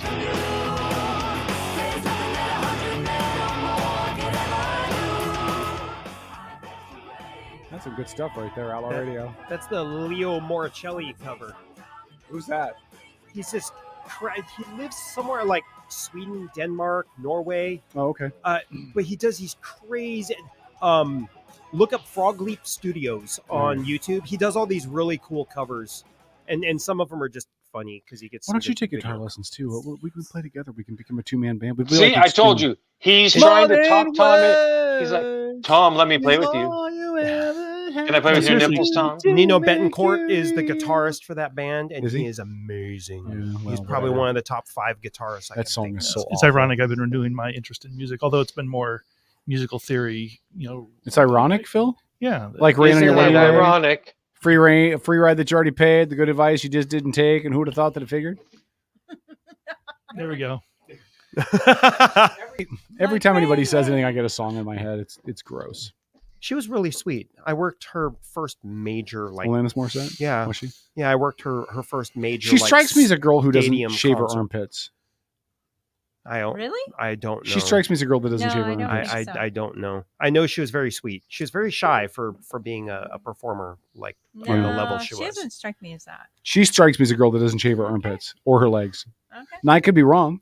But that's what she strikes me as. I have no idea. Wasn't there a song about I shaved my legs for this? That was, did I shave my leg? Wasn't that Deanna Carter? I thought that was Shania. I could be mistaken. Nope, did I shave my legs for this? Deanna Carter. Okay. Bam! Is that country? Is that Johnny Cash's I daughter? don't know it. Me too. Isn't that Does Cash's daughter? Alanis Morissette. Hold on. Are you really going to look that up? So in all seriousness, Kevin. Shave her armpits. Hold on. Let's see. Okay, listen. We called up the directors and hairstyles and limo drivers, all the people who we'd never spoken before. This is from people.com, by the way, because this is enthralling journalism. Here we go. Radio. They told us how Alanis doesn't shave her armpits and how she kind of stunk when she came to the set and how she was talking on the phone to her boyfriend the whole time. Told you, she doesn't shave her armpits. I can read chicks from a mile away. I'm a freaking genius. Okay. And yet. Single. Can I give you guys my my feel good holiday story? Yes. All right. Oh, for this is sakes, from, really? I think this is from England. So I'm going to read this verbatim. Okay. Colin Blake's wife was not overly concerned when she saw her husband's big toe swollen during their 35th wedding anniversary cruise. After all, most holiday makers suffer the sting of blisters from new sandals rubbing at their feet after a day of exploring. So the unsuspecting couple was left horrified when their onboard doctor told them a Peruvian wolf spider had bitten Mr. Blake and laid eggs inside his toe. No. Merry Christmas. Yes! Ugh. They then cut it open and spider's eggs poured out of Mr. Blake's toe. This is feel good holiday stuff. Yes. Huh? I like it. Hold on, it gets better. Oh, awesome. This is Sadly- Kevin without pants and Tom without nipples in his freaking sweatshirt. That's what this Sadly- is. No, I have nipples. Things only got worse when Mr. Blake arrived back in the UK. 4 weeks after visiting the hospital and being prescribed antibiotics back on his home turf, he noticed another development on his toe. A missed visit the to the spider? doctor's office revealed the further horror. Mr. Blake was told that one of the eggs had hatched Oh, into a spider, no. which was stuck under his skin. They missed No. one. Yep. Quote, they believe the spider was making his way out, eating its way out of my toe. Oh. Well, that's neat. There you go. Merry Inwards or Christmas. This is Very why. Merry Christmas. This is So why in other words, Kevin the should spider's not in be jam. allowed to tell stories. This is so this is Christmas, and what have you done? Yeah, this is good stuff right here. Oh, I have a horrible spider bite story. Really? Yeah, I even got a tattoo. Oh for my memory. God. But That is. another time in another place, because All scared. So I just thought I would share. I read that story and thought Yeah, that was gonna share-worthy. This is going to be great. This is a great because nothing says the holiday season like giving a wayward spider a home in your big toe. For sure. it is very for sure. kind. Yeah. I mean, It's like- that's incredibly. It's generous. like when Daddy has lost his kids, right? And Nancy Daddy is is working all my scene, concerned by the with way. finding his kids, and where did He my had to kids go go? there. We're over here, Daddy. Wait, did he We're over just here. do the thing? No, he said a daddy. He didn't call Kevin that Yeah. word. Oh. I didn't call Kevin a daddy. No. No, just keep your Wait, ears open wait, because does if he that count? does, Christmas music comes back. Nancy said, "Who's going to help Kevin with the voice part of the project?" Asking for a friend. I'm actually not an awful singer, am I, Tom? No, Aunt. No, that's you're my. But I'm not aunt. really trying. But I'm not Tom. That's my aunt. I'm but, not really trying. Yeah, no, Kevin. I've heard Kevin sing karaoke, and he's actually a very good singer. I'm a dream. He's a good singer. So I'm a peach. So see if the guitar teacher guy can teach you the chords to Sergio Mendes. Never gonna. What was it? What was that song? It was like popular in the early '80s. Oh, Never gonna let you go or something like that. What? That was Rick Astley. Never Yeah. gonna give Yeah, but that you wasn't the up. '80s. No, no. Oh, Oh, never no. gonna let you go. Yeah, That was the name of it. Yeah. yeah. See if he can teach you that one. Yeah, you I don't know know- there's I a don't know the joke song. behind that. I'm right? sure Oh, there is. I just don't anyone know the who song. knows when you learn a song, you pick out the chords, you learn the Mhm. progression, all that. That one you can't do. I mean, it just keeps shifting Oh, really? over Oh, and there's- over. yeah. Modulate. Yeah. Yeah. Oh, Yeah, dear that- God. Let me just say this. And it works. Yeah, so you're going to learn there's two types of music. There's just regular old 3-chord progression stuff that's easily digested, and then there's music for musicians. Mhm. It's all complex and weird, and you got to try to follow the changes, and that's I like it, but I can't keep up with it. So I mean, some like you get some of the Beatles. I mean, they really had some good complex music. Some of it was kind of I struggle with the Beatles. I mean, they had a couple good songs, but well, not just man, the songs. I'm saying the musical content. Oh no, they I produced. They were know, very, I very know, but I mean, there was stuff like "We All Live in a Yellow Submarine." I don't get it. I'm sorry, guys. I wasn't on those kinds of drugs. I don't know what you're singing about. Neither did they, Tom. That No, was I just, haven't that did was just that a pop either. song. Yeah. Oh, it was terrible. Did you know that there is you guys have all heard of the Mandela effect, right? There is a Mandela effect that a guy went to an alternative universe or dimension and came back with a record recorded by the Beatles. And they've had it analyzed, and it's really crazy because it's clearly the Beatles whose voices are in it, but this is not music that they ever recorded or wrote. It's really trippy. You should look it up. It's pretty cool. Now, did you see Beatles are overrated. Did you see the Beatles just released another song recently? Yeah, but this year, in this day and age of AI, is like it took AI to strip it down to the stems, so they could remaster it. Still some pretty cool tech. It was a lame song. Well, it's a Beatles song. Beatles are overrated. I agree. Yeah. So was Elvis. Necessary. Both parties Definitely were like necessary to Journey. music. Definitely overrated like Journey. Oh, I'm staying out of that one. Yeah, definitely necessary to the world of music, but I think they were both overrated. Yeah. The fact that Paul wants to knock Journey is blasphemous and an unforgivable sin. I've been, and as such, I'm going to ride a camel to your house and detonate myself. I've been digging on a bunch of Journey covers. Oh, Journey's great, man. Journey's music stands up. There have been some covers of Separate Ways that I've been kind of digging on, and I yeah. actually like better than Journey's version. Yeah. Yeah. Hey, Paul, I don't know if you've heard this or not, but Republicans in the House are pushing to formalize an inquiry for Biden's impeachment.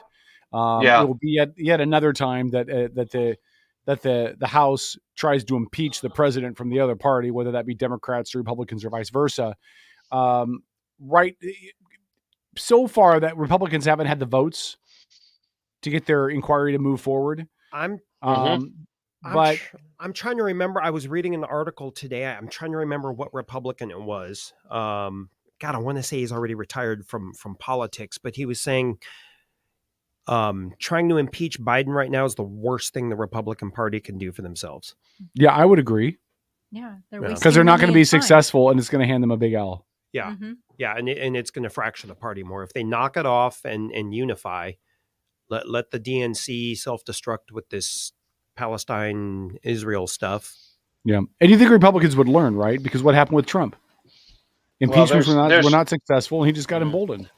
There's one caveat, right? Because while they're doing the inquiry, the congressional committees get to send out letters requesting information and bank account information, and they get to subpoena people to make them testify. Right now, there's a whole lot of smoke. Okay, I mean a lot of smoke. There's so much smoke that nobody's looking at it saying there's no fire here.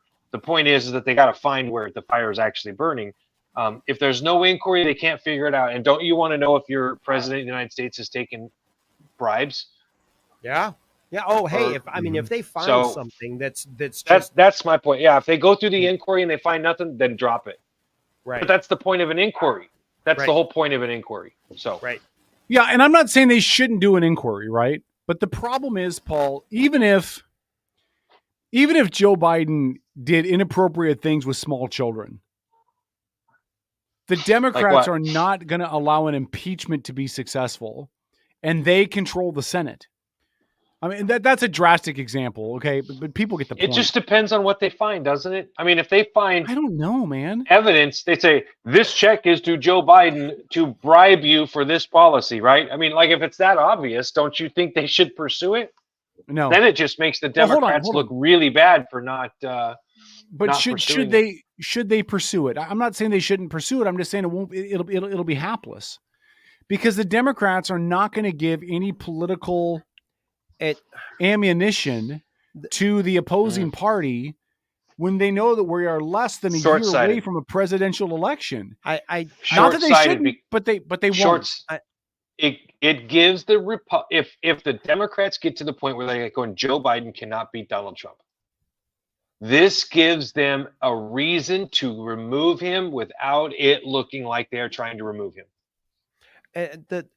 I would say it's going to depend on the quality of the evidence. You know, I mean, if for sure, 100% it shows up that you know there happens to be buried in somewhere in Hunter Biden's laptop, you know, files or whatever, a video clip of Joe Biden, him smoking crack and having sex with a hooker, and sure. I mean, if there's ample evidence and the Dems still won't jump on board with an impeachment, well, then we've got big problems. But see, here's what I fear, right? Like what we've talked about on this show before.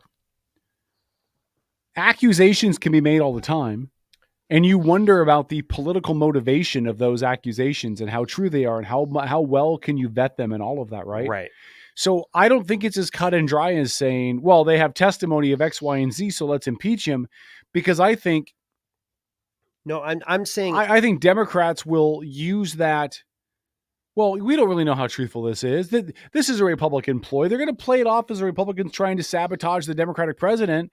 And that's going to sell to people. People are going to believe that. Unless there is smoking gun evidence. That's what I'm getting at. I mean, if it's just irrefutable, you cannot, if you can't dismiss it, then they have to go through with it.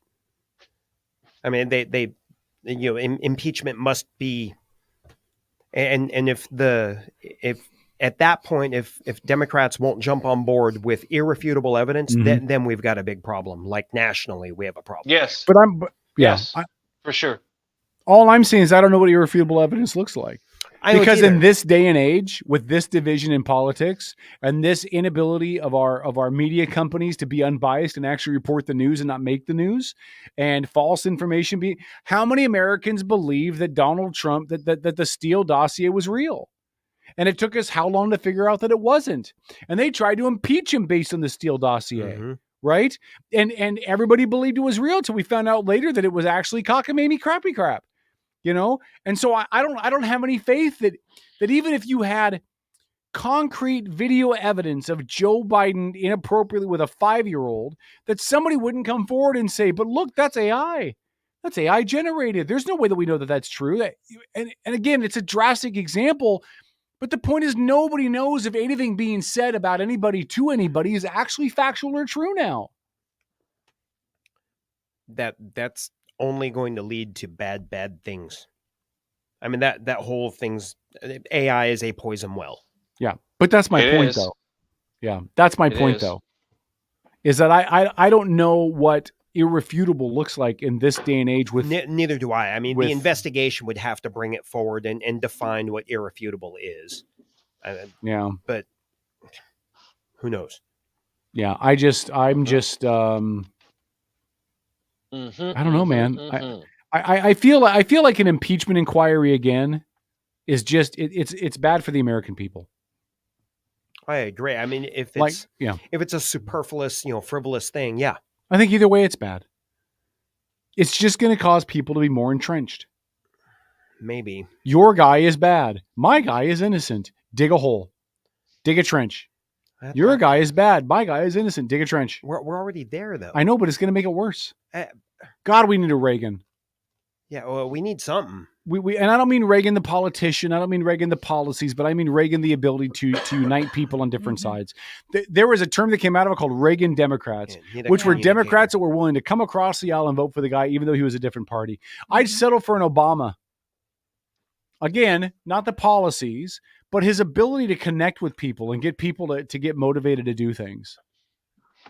A Kennedy, and we don't have that. Would that be the Obama that picked up a gay lover in Chicago and did cocaine with him, or different Obama? Paul, I'm talking about people's ability to connect with the voters and kind of he connected together. Stop it. There's nothing factual to that. And even if it was, that's not true. That's not true. The guy literally went on national TV and talked about it. Why does it matter? I'm not the one making an issue about it. I just asked you which Obama. No, you brought it up to plant a seed to discredit the guy, and I'm asking why it matters. Did the seed grow? Did the seed grow? I'm asking you why it matters. Why does it matter if he had a gay lover and did cocaine with him? Who cares? Well, because it wasn't when he was president, right? No, it was before he ran for president. Okay, perfect. So then who cares? That's why the guy brought it up, because Obama portrayed himself as being, I don't know, it was very similar to the very Trumpian, right? Presenting yourself to be a certain way. I don't know. Look, man, it don't matter to me. I don't care. I'm not asking. I'm not telling. Just if somebody's having if somebody's having one night stands with men or women, who cares? It doesn't matter. If he was president, I'd be more concerned over the blackmail risk and the threat to leverage. But who cares? There's plenty of Republicans out there that have had extramarital affairs and done a whole bunch of immoral sexual stuff. I don't care. Yeah, you ever heard of Epstein? It's not a party thing. Well, Epstein was all parties, man. He was Dems and Republicans were there, and Bill Gates was there, and dude had a whole bunch of Democrats on his airplane, didn't he? I heard that Paul had tickets to his airplane. But it's just I don't know why it matters. Who cares? Let's pretend he was gay. Let's pretend he's bisexual. Who cares? There's plenty of other reasons for y'all not to like Obama. His sexuality is not relevant. Now, Fast and Furious, okay, you can be mad about that. His handling on Benghazi, yeah, be pissed off about that. We were. I just don't think his sexuality has jacked into a squat. Well, it did to some people. If not enough to make the vote any different. It shouldn't. But it shouldn't matter. So that's you wanting other people. You want things to matter to other people the same way they matter to you. No, I want people not to be hypocrites. Well, again, but you want people to think like you and put the same level of emphasis on the same things that you do, and that's not feasible. That's not realistic. Different people have different emphasis on different things, right? I want people not to be hypocrites. Love Journey like they're your illegitimate love child. I think they're a second-rate band who is barely able to stand high enough to see the platform that Queen stands on. So I'm just saying that people have different impressions of different things. It's not your fault that a dude with a head that's too big for his body is currently the lead singer of Journey. Like, whatever, you know? You'd be nice to poor Arnell. Oh, is that his name? All I know is when I see that dude walk out, he looks like a Funko Pop. I mean, dude's head is way too big for the rest of his body. You realize that? You're a mean-spirited person. Did you know Snoop Dogg has a Funko Pop store in LA? What? Does he really? Yeah, I went to it when I was down there for it's right across the street from SoFi Stadium. Yeah, there is a Funko. There's several Funko Pop stores down there. Oh, I bet Snoop Dogg has one, and oh my God, yeah. Oh, sorry. Go ahead. No, you didn't bring me any Funko Pops in the Funko Pop store? The cheap ones were all 3-digit numbers before the decimal point. Oh, really? Oh, Did God. you know that the store down by Tom's, Black Ring Spirits, has Funko? Which store? Oh, yeah, the Collector's Corner. Yeah. The one across the hall? Yeah. Yeah. Well, I have to go check. Yeah, they're like, I don't know, 10 o'clock out my front door. Mm-hmm. Okay. I'll have to stop by. I might stop by tomorrow. I got to be out and about tomorrow. I got to go buy me a guitar tomorrow, and I might stop by. There you go. Will you be at the distillery tomorrow? I will be there tomorrow afternoon, probably after 2. All right, but I won't stop by then. Yeah, I've got some construction type stuff I need to deal with tomorrow morning. Rick said having a journalist jail that didn't agree with him. I'm not sticking up for Obama. I'm just saying his sexuality is irrelevant. There's plenty of other reasons to like any politician. What they do with their penis is none of my business. It's irrelevant to you. It should be irrelevant to everyone. No, Republicans you don't get to say that. You don't get to say that, bud. Republicans talk all the time about staying out of other people's bedrooms. But I'm not talking about Republicans. I'm not talking about anybody specifically. All I'm saying is that some people believe differently than Kevin, and everybody should think the same as Kevin, and the world would be a much happier place. Especially women, right? I get There'd be less wars. There'd be less conflict. There'd be more sandwiches. Oh, God. Just think. Would they be more or less married? Not more married. I like the idea. More married?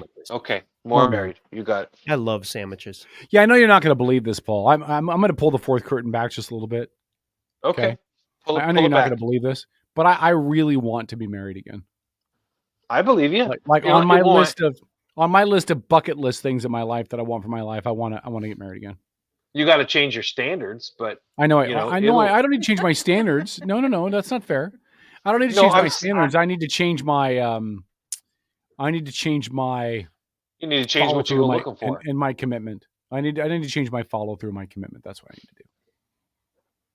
If it's important to me, then I need to follow through on it, and not be a little whiny bitch baby. That's what I need to not be. Well, see, I would never call you a little whiny bitch baby. You don't have to. Daddy, yes, but not a whiny little bitch baby. Bust it out. Go ahead, Phil. I am saying right now, Phil. Go ahead. Paul, why? Why? What? I didn't call him daddy. Yeah, you did. You just did. You did. No, I didn't. I did. Yes, you did.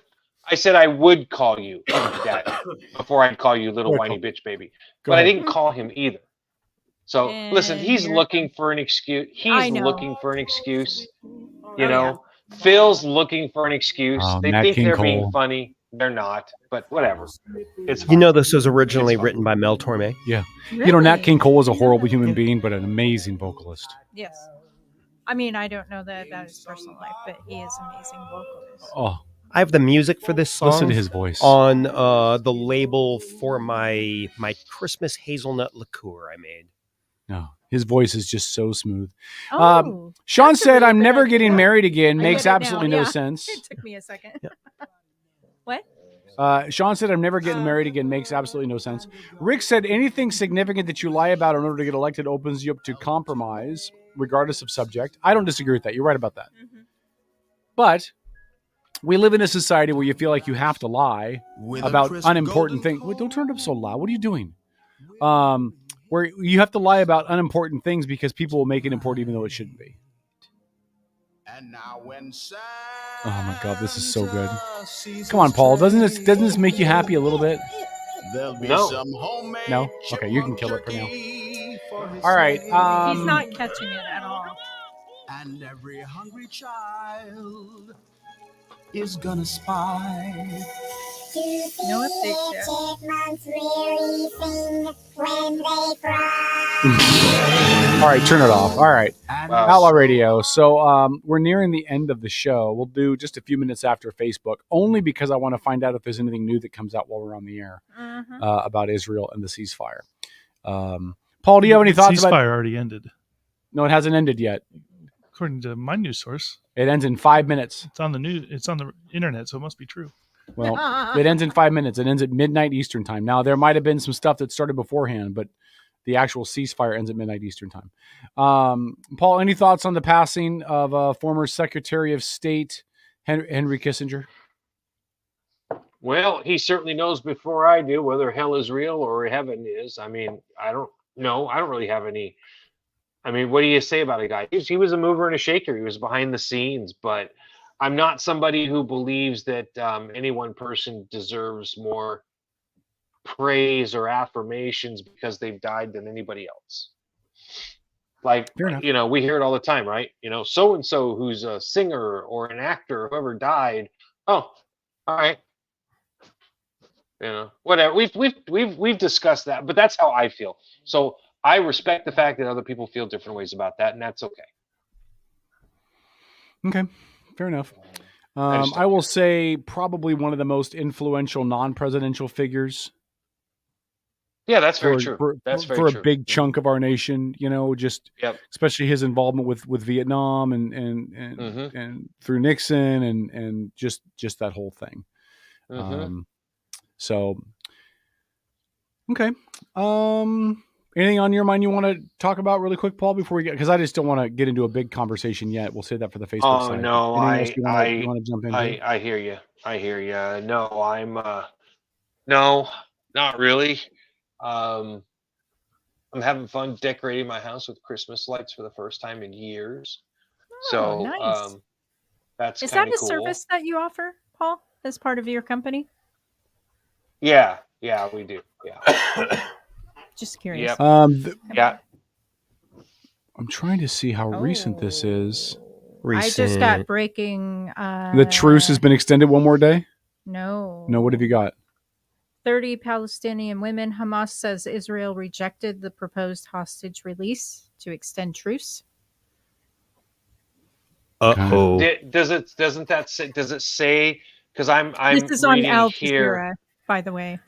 Yeah, and I'm reading here off of Haaretz, which is an Israeli paper, that Hamas claims that Israel has refused.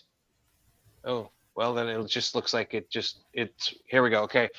Hamas claims Israel refuses extension of ceasefire. This was actually 2 hours ago. So it may have occurred. Oh, wait. Hamas claims Israel refused to accept. Yeah, so you've got more of an update, more recent. Israel, Hamas agreed to extend Gaza truce for a 7th day. But is today the 7th day? Good. This is 1 minute ago. Well, yeah, that's why they're all resting. Oh my All right, gosh. we're gonna end on AM. We're gonna continue this on Facebook for a few more minutes just to see what we get out of this. See if we get some actual validation or clarification, and then we'll wrap this up. Outlaw Radio. You can find out more about us by checking out the Outlaw Radio Network Facebook page. Go to the shop, do some shopping. Your family will love you for it, and we love you for supporting the show. Mm-hmm. So for those of you on AM, we're done with you. For those of you on Facebook, stick around. We're going to do some more watching of things. I'm also going to ask Paul about 2 very important football games coming up in the next several days. So stick around. It's Outlaw Radio. This is the Megatalk Network.com. Radio Network.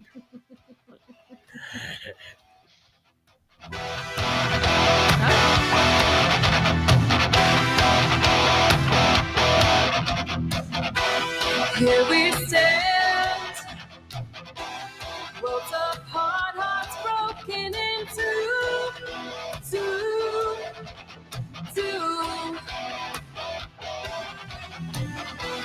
sleepless nights, losing ground on reaching. All right, Outlaw Radio.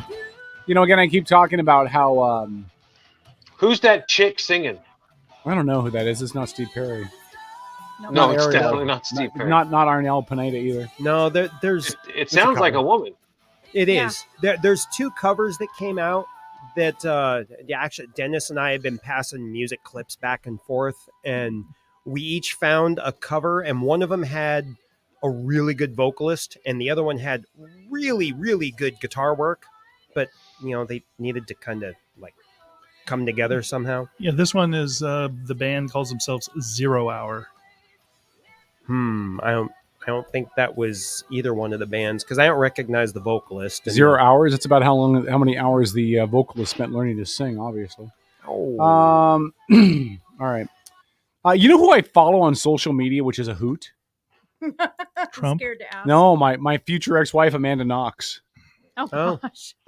Foxy You have a Knox. lot of future ex-wives. Amanda Knox. She said an hour ago, if Eminem really wants to win his feud with Mariah Carey, he's going to have to put out a better Christmas album.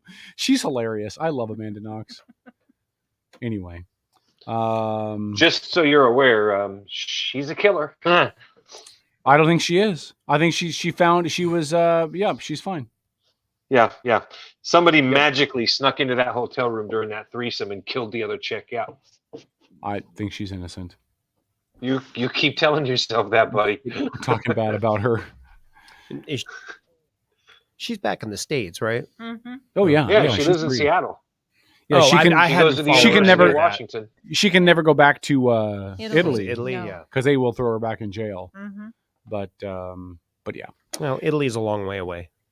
it is. She probably shouldn't have to worry about it. No, she's already been there. Why would you go back? Ah, I don't think she can go into Europe. Period, or because of Oh, probably not. Yeah, yeah, because of trees and stuff. extradition Yeah. laws.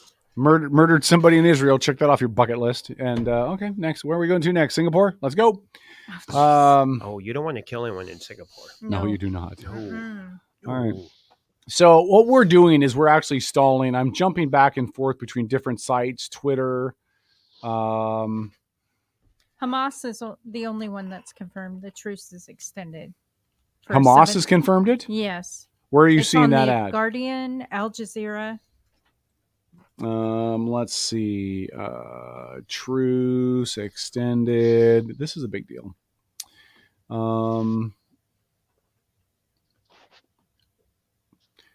So I got one from yesterday. I don't see anything in a Google search. I'm on Google.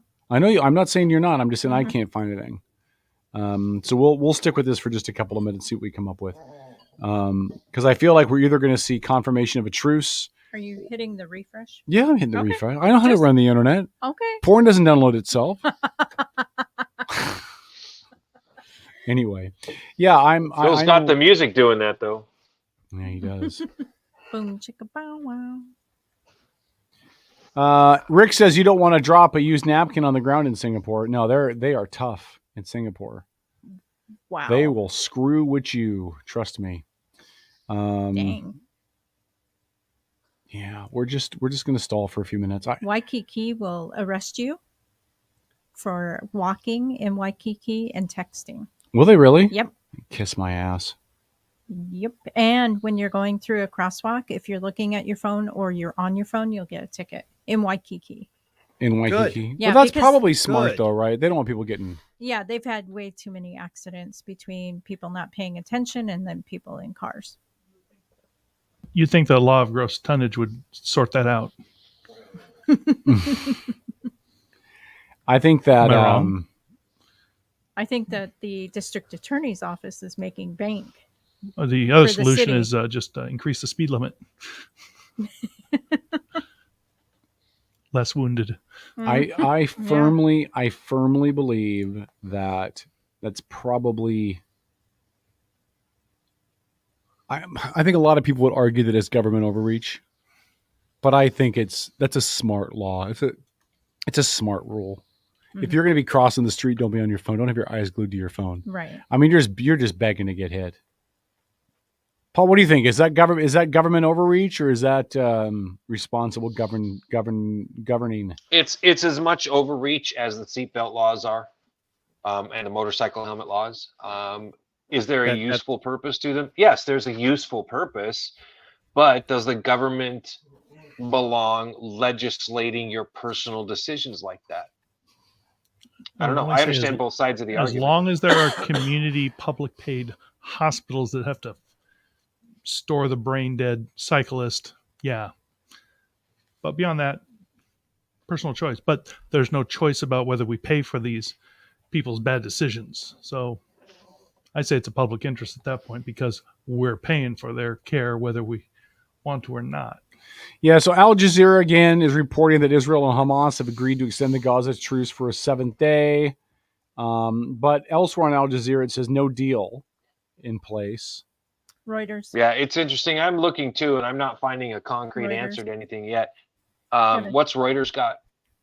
Their headline is... You have a microphone in front of you, Lori. You can read it. I know. No, Here, I was give that to showing it Lori. them. Give that to Lori. No. Lori's going to read it. Tom and I are going to do breaking news music. Reuters, 4 minutes ago, Israel-Hamas truce will continue. Release of more hostages sought. 4 minutes ago. 4 minutes ago.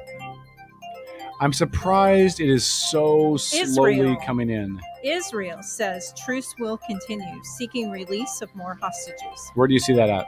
On the Reuters story. That's still on Reuters? Yeah. How does Reuters have it and nobody else does?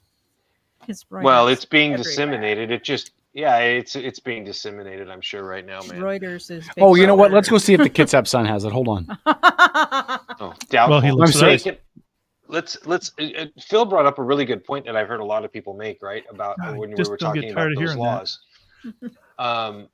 About how, because tax dollars are used to pay for people, for example, that maybe get into a motorcycle accident, weren't wearing a helmet, right? Mm-hmm. Well, part of the problem, I mean, it's very socialist of him, and I can appreciate that. He doesn't strike me as the type, but to each his own. Because here's the thing, right? Didn't Obama pass Obamacare, which was what? Supposed to ensure that everybody had health care, right? Mm-hmm. Or paid the fine or paid the price.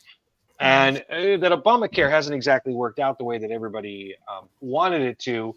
And you know, the other part of that, well, I don't think so. I'm pretty sure has Obamacare worked out for anybody? I'm being in that sarcastic. Studio? Oh, okay. Because I was like, wow, girl. I went okay. like this. I went, what? I have a job. Yeah.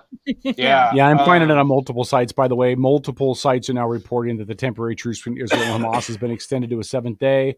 According to the IDF, Hamas has also confirmed the extension of the truce. This is the second of the extension. The initial 4-day truce began on Friday. The truce has resulted in the return of 70 Israelis under the agreement. 3 dual national Israeli citizens, 24 foreign nationals have also been released outside of the deal. So there you go. So sorry, Paul, go ahead. I just wanted to share that. Yeah. No, that's okay. I was just stalling for time. Look, here's the deal. That's great. Obamacare was a great idea. Oh, we're going back to that. Okay. Yeah, Yeah, because like that's what you were talking communism about before I was. cut you off. Yeah, it's kind of like communism, right? It's a great idea. Well, let's make sure that everybody has some form of insurance coverage. Like in this country, the greatest, most prosperous nation in the world, in the history of the world. The idea of making sure that people...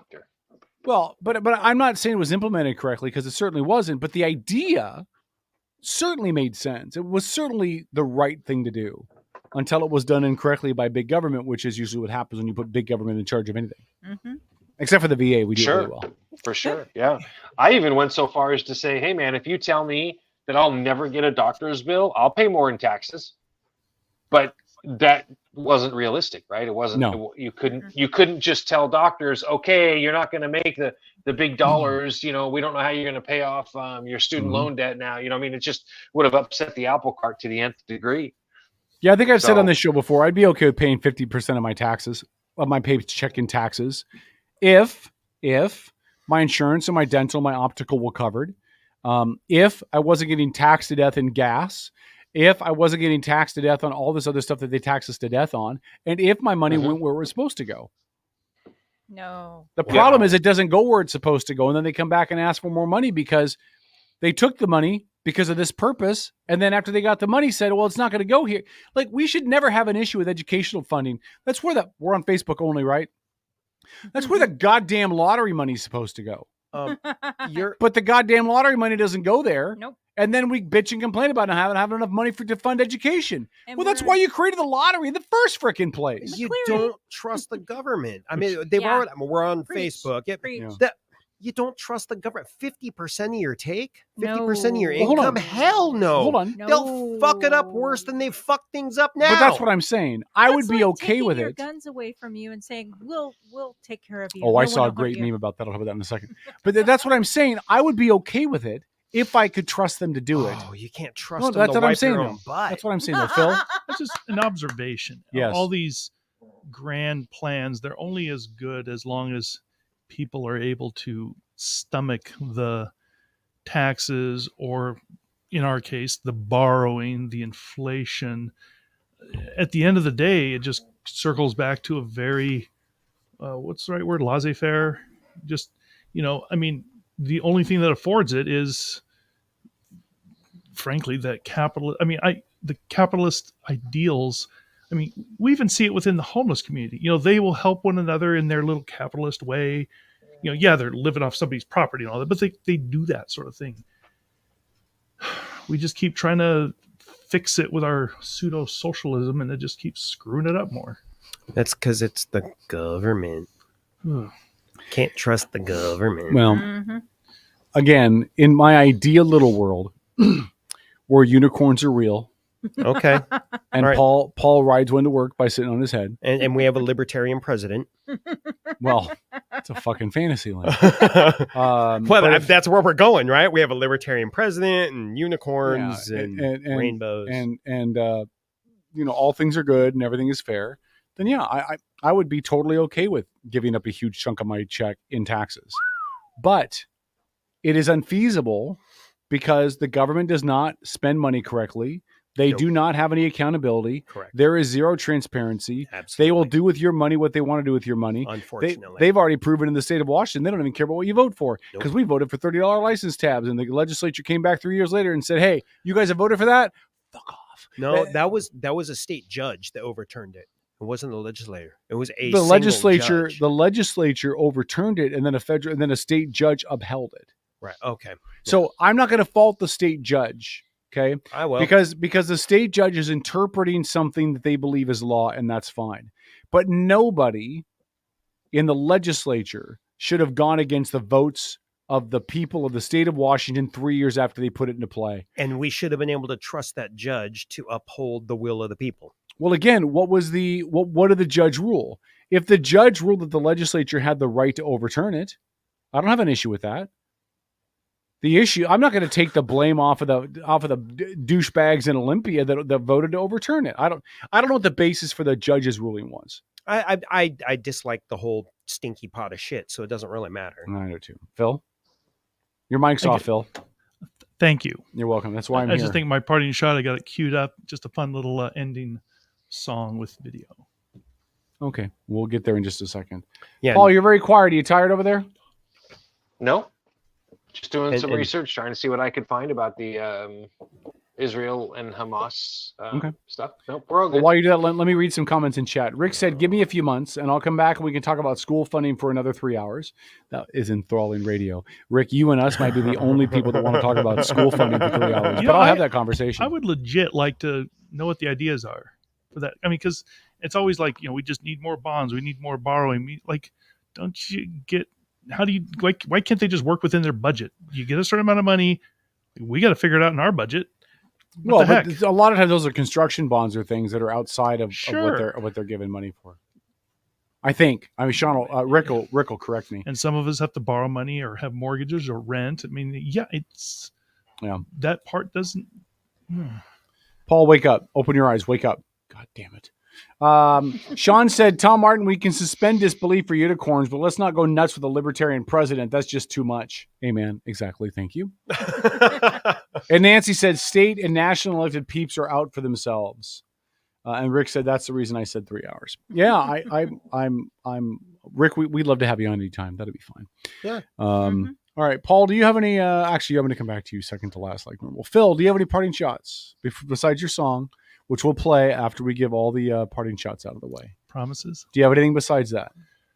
I don't know. Just it's a Christmas season, so keep in touch with your family, and be aware of those who might be kind of getting recluse. Yeah. Nancy said the money is borrowed from the taxpayer. Nancy, I would say the money is stolen from the taxpayer at the end of a barrel of a gun.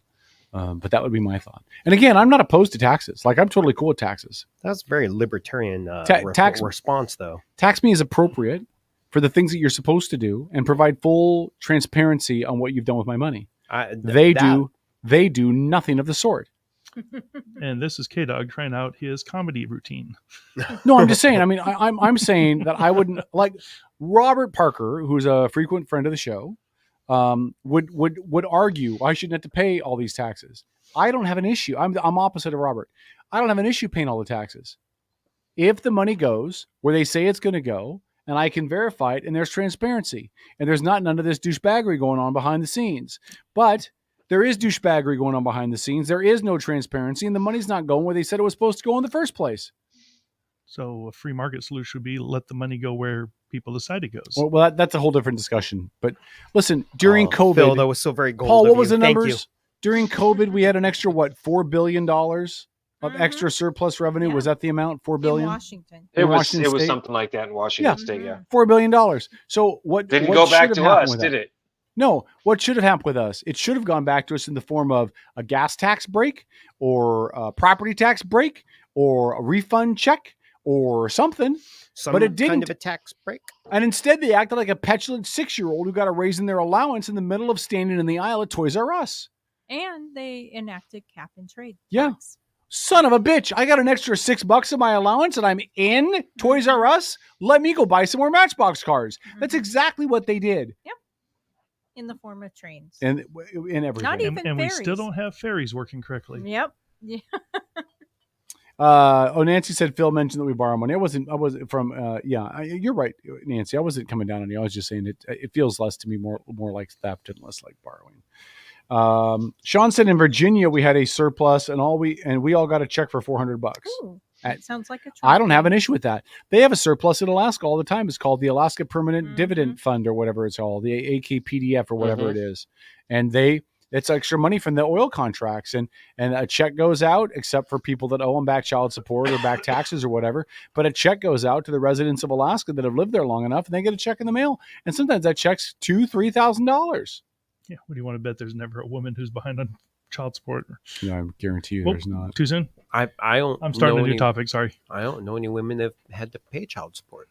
Oh, I do. Rick said a new ferry, so there's a working backup when they break down. Well, here's the problem. They are so far behind on ferries right now. They don't even have ferries to run the runs that they're supposed to run. Bremerton is still on a 1-boat service right now because they don't have enough contagion levels down.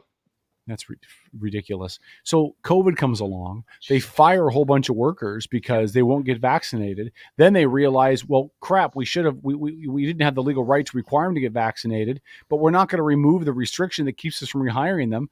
And now we don't have enough people to staff the ferry, so the Coast Guard will never staff the ferry. This is a self-perpetuating barrel of monkey shit. If No, only, you if should only we see had the a way Thanks, to, Jay. if only we had a way to be like, fine, you don't have running ferries, we cut your budget. But they're never going to do that. Yeah. They Remember, never, what the government taketh, they never giveth back. Yep. Ever. All right. even when we vote this stuff out, we still have to keep. I mean, what did we vote on? We got like 400,000 votes on this gas tax thing, and Yeah, they only needed like 300. just over 300,000. They got over 400,000. And more are still running in. Yeah. Yeah. Nancy, do you have any cool stories about Tom when he was a Oh, child you can call God. in and share? I would like for you to call into the show sometime and share those. Could you Sunday, imagine, like, 8 we don't have enough running ferries. Somebody call San Francisco. Oh. Call San Francisco. Why would you do that? You just got to go out to Paul's place. All right. Go up to Capitol Hill. Oh. Ouch. All right. Lori, did you have any other party shots?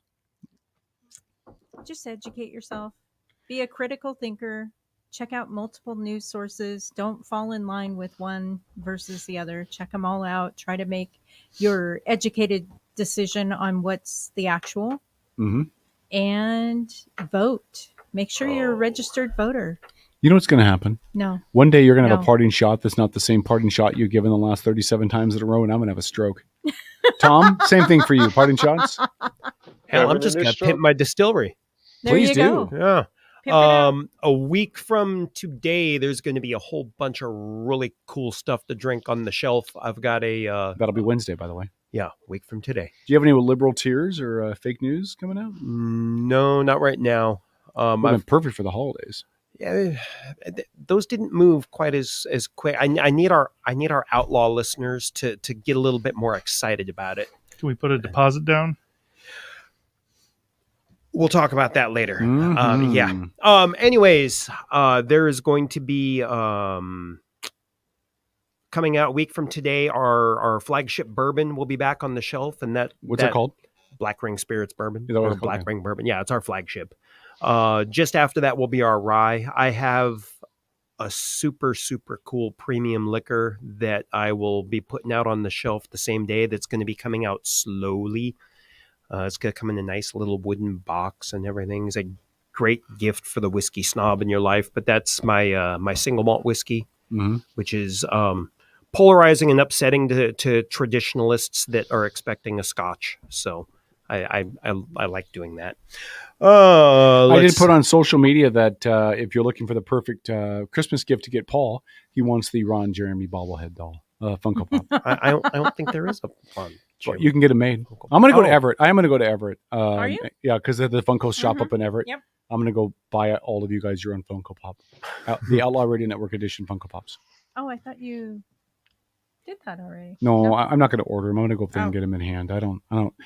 Listen, I'm an instant gratification dummy. So if I'd rather drive to Least you know Everett. How much yourself. is certain? Shut up, Paul.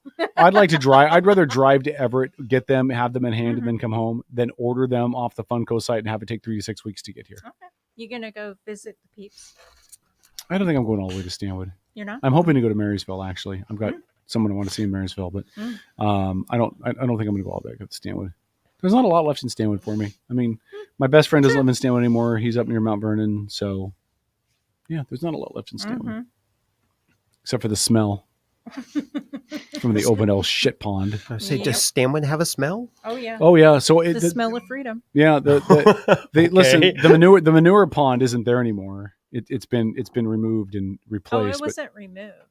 Was it just carpeted over or something? Pretty Just much, filled in? yeah. Yeah. A But manure sometimes pond? was it- Is this an actual pit of Yes. some Yes. sort of manure? Yeah, because there were On your way to farmers. So Tomato Island. Ovenell was the big farm in Stanwood, and they had strawberry fields and all kinds of other stuff, and they had a manure pond. And where they had a Shake Shack. yeah, Why is this not just composted and put back out for really good fertilizer? Because it That's was what they- like that's what they 5 used- acres. of that's what they used it poop. for. Wow. They put it in the manure pond, and then they would make stuff out of it, and then use it to fertilize.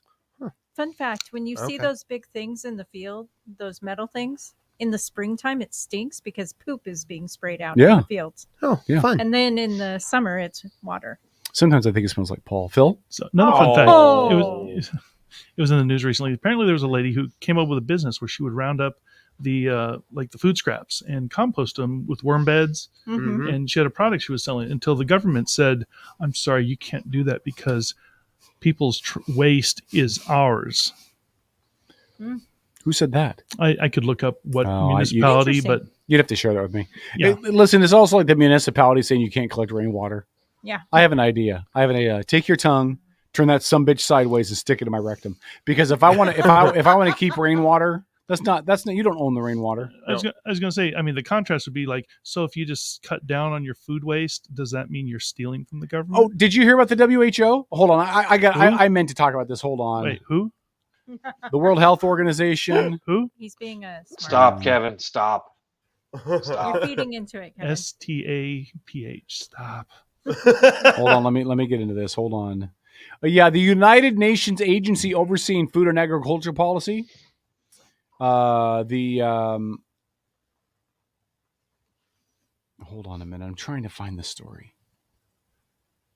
Oh yeah. Okay, here we go. This is actually out of the UN. Sorry, not the WHO.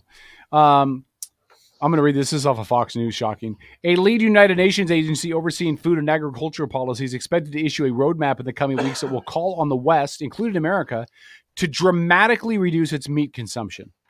The UN's Food and Agriculture Organization will publish its so-called Global Food Systems Roadmaps during the upcoming COP28 Climate Summit in Dubai, which will kick off on Thursday and extend it nearly 2 weeks until mid-December.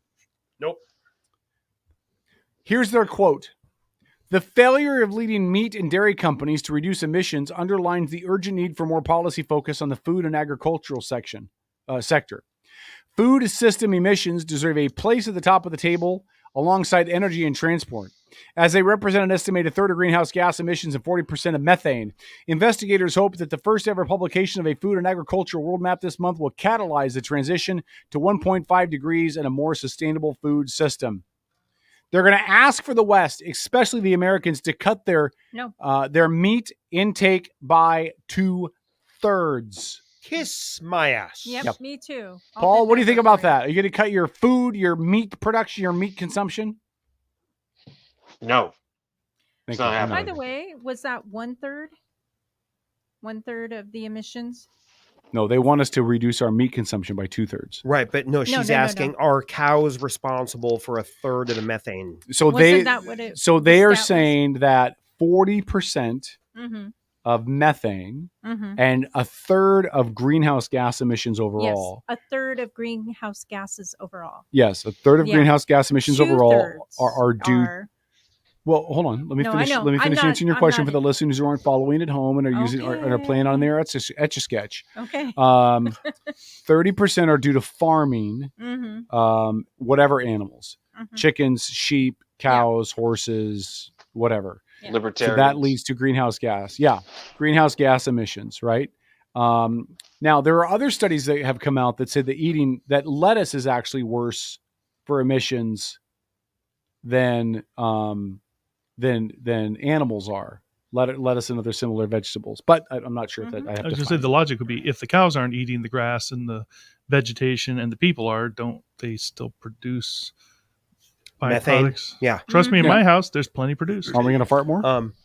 Let's assume that we reduce our herd sizes by 2/3. What's next? The herds of elk and deer wandering around the... I don't know. Yeah. No. The whole thing is all these stats are skewed towards the West. They're not talking about the global issues with pollution. Why aren't they looking at China? Why aren't they pointing that out? Well, here's the other issue with this. And if you actually get in and read the report, and Paul would be impressed, I actually read this report today. I'm impressed. They are encouraging third world nations to eat more meat. Yeah. Because of nutritional deficiencies and food shortages and all of that. So what eat they more want the is meat they want, you don't have. Yeah. So that they the want the white West, people in America can eat less. They want the West to eat less so the third world nations can eat more. That's so dumb.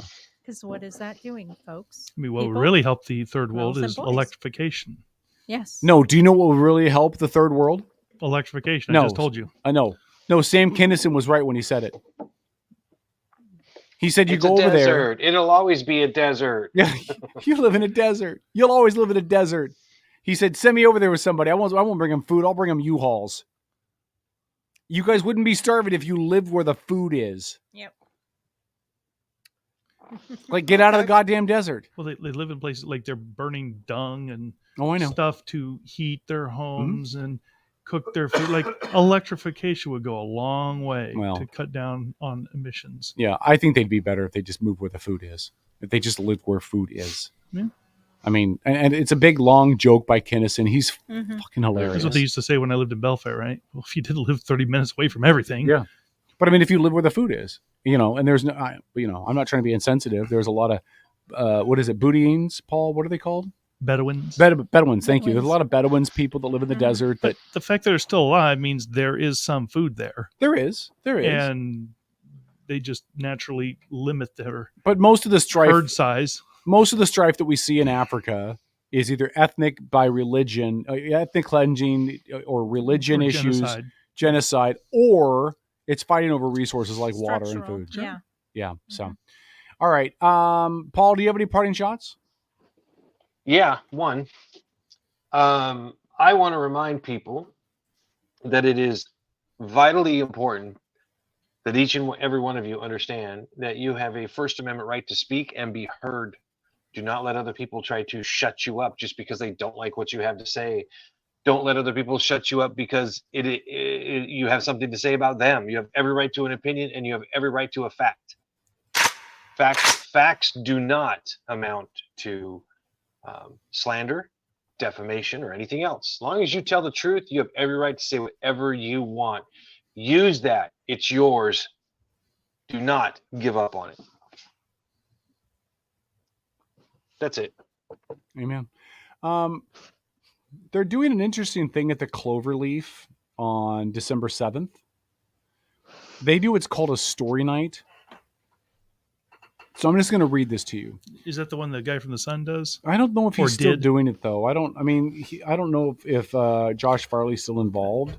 That was going on for years. But probably stopped during COVID. So a story night is an evening of true stories told live on stage in the bar in the coolest Navy town in the world. Join us for a night of fun stories told by some of the best people in your community, and maybe you. Get there early and order the food stuff the Cloverleaf serves. There's a reason story night has been going on more than 9 years now. Come see why. Here's their theme. And I'm tempted to go, Paul, because this involves you. The theme is spicy. And here's their intro. Oh, no shit. Here's their intro. I've heard this story. Stories about the time a friend dared you to eat that chip with just the tiniest drop of death would be preferable flavored hot sauce on it, and you thought, how hot can it be? Or how about that time you used spicy language on your boss, who soon became your former boss, or your spouse? These are the stories about getting hot under the collar, shocked and appalled, bothered, or at the very least uncomfortable. That's their theme.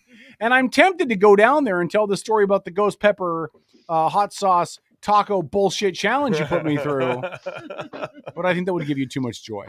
So you could play the video for them. I totally could. Yeah, there you go.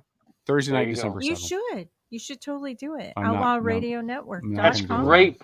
That's great publicity for the show. Yeah, Kevin. marketing, Not gonna do advertising. it. Not gonna do it. Oh, Paul, I'll do it if you come with me. So Thursday Yeah. night, I should invite my dad to come out and tell some sea stories. There you go. On December 7th.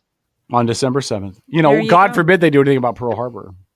All All right. Paul, parting It's all shots for good. you, my friend? He Me? I talked just about keep his on. First Amendment. Yeah, Yeah. I was ignoring you. Paul, Oh. any other parting shots? Yes. All right, my parting shots are as follows. One, please, for the love of God, share the show. If you'd like to be entered into our free drawing, share the show. We will compile a list of all the people that have shared, and at the end of December, probably the first show in January, we'll do a live drawing on air, and whoever wins, we'll ask you for your color choices and your size preferences, and we'll order you a free sweatshirt and t-shirt, Outlaw Radio Network gear, and have it sent directly to you. So share the show. Secondly, I want to thank Phil for running the boards tonight. I appreciate you being consistent and reliable and here all the time. Sometimes good help is hard to find. Lori, thank you for being here tonight. I appreciate the fact that you could be a million other places besides here. You could be celebrating somebody's birthday with them in Tacoma, but instead you're here, and that shows how much you value us. And frankly, we're more important than she is. So fuck off, birthday girl. I'm going to see her tomorrow. Tom, on her I real want to say birthday. thank you for being here and just being an important cog in the machine, always being on time, making sure you're here when the show starts, unlike other co-hosts who usually log in 10 or 15 fucking minutes late. And I just want to say how much I value your contribution, your commitment to the show. Your commitment is probably second only to mine, and I appreciate you for that. And lastly, Paul, yes, have Daddy. a good night. Have a good night. Since he did it at the end of this show, it means the entire next show you get Christmas bumps. Got it, Phil? Fair is fair, motherfucker. Music. Yeah.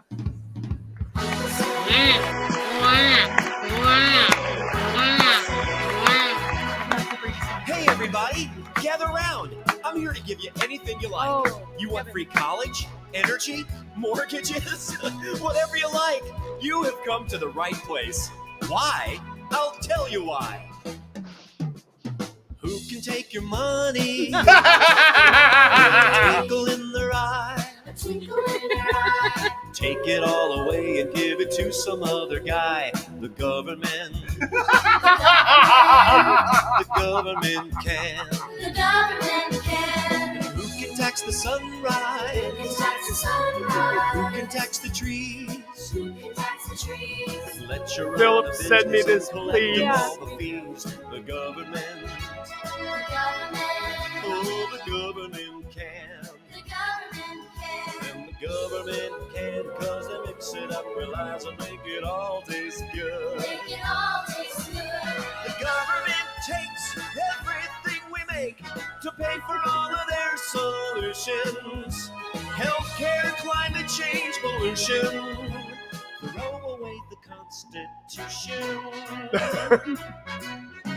And who can give a bailout? Who can give a bailout? Tell us to behave. Tell us to behave. And make the founding fathers roll over in the grave. The government. The government. Oh, the government can. The government can. And the government can, cause they mix it up well as and make it all taste good. Make it all taste good. The government takes everything we make. The power hungry and malicious. Their economics are fictitious. Soon we'll have to eat our dishes. Delicious. Oh, who can be a failure? Who can be a failure? In so many ways. In so many ways. And instead of getting fired, hey, we'll give ourselves a raise. The government. The government. Oh, the government can. The government can.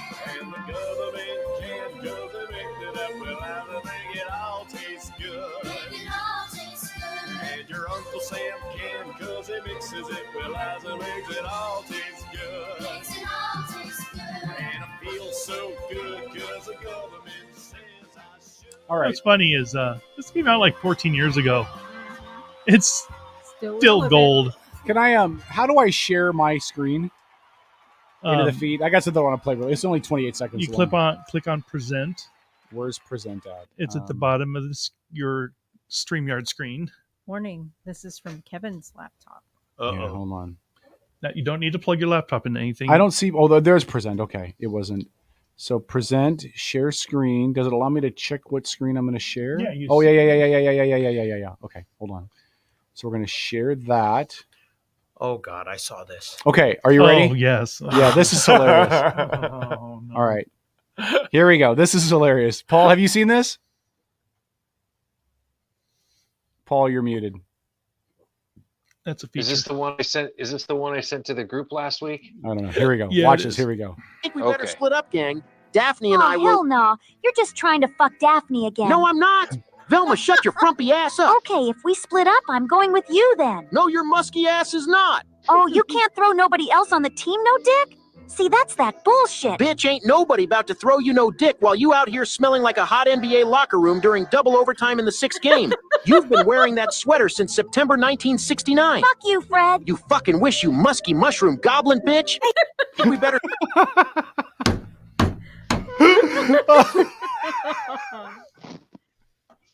I don't know. Oh why I my find God. that's so hilarious. All right.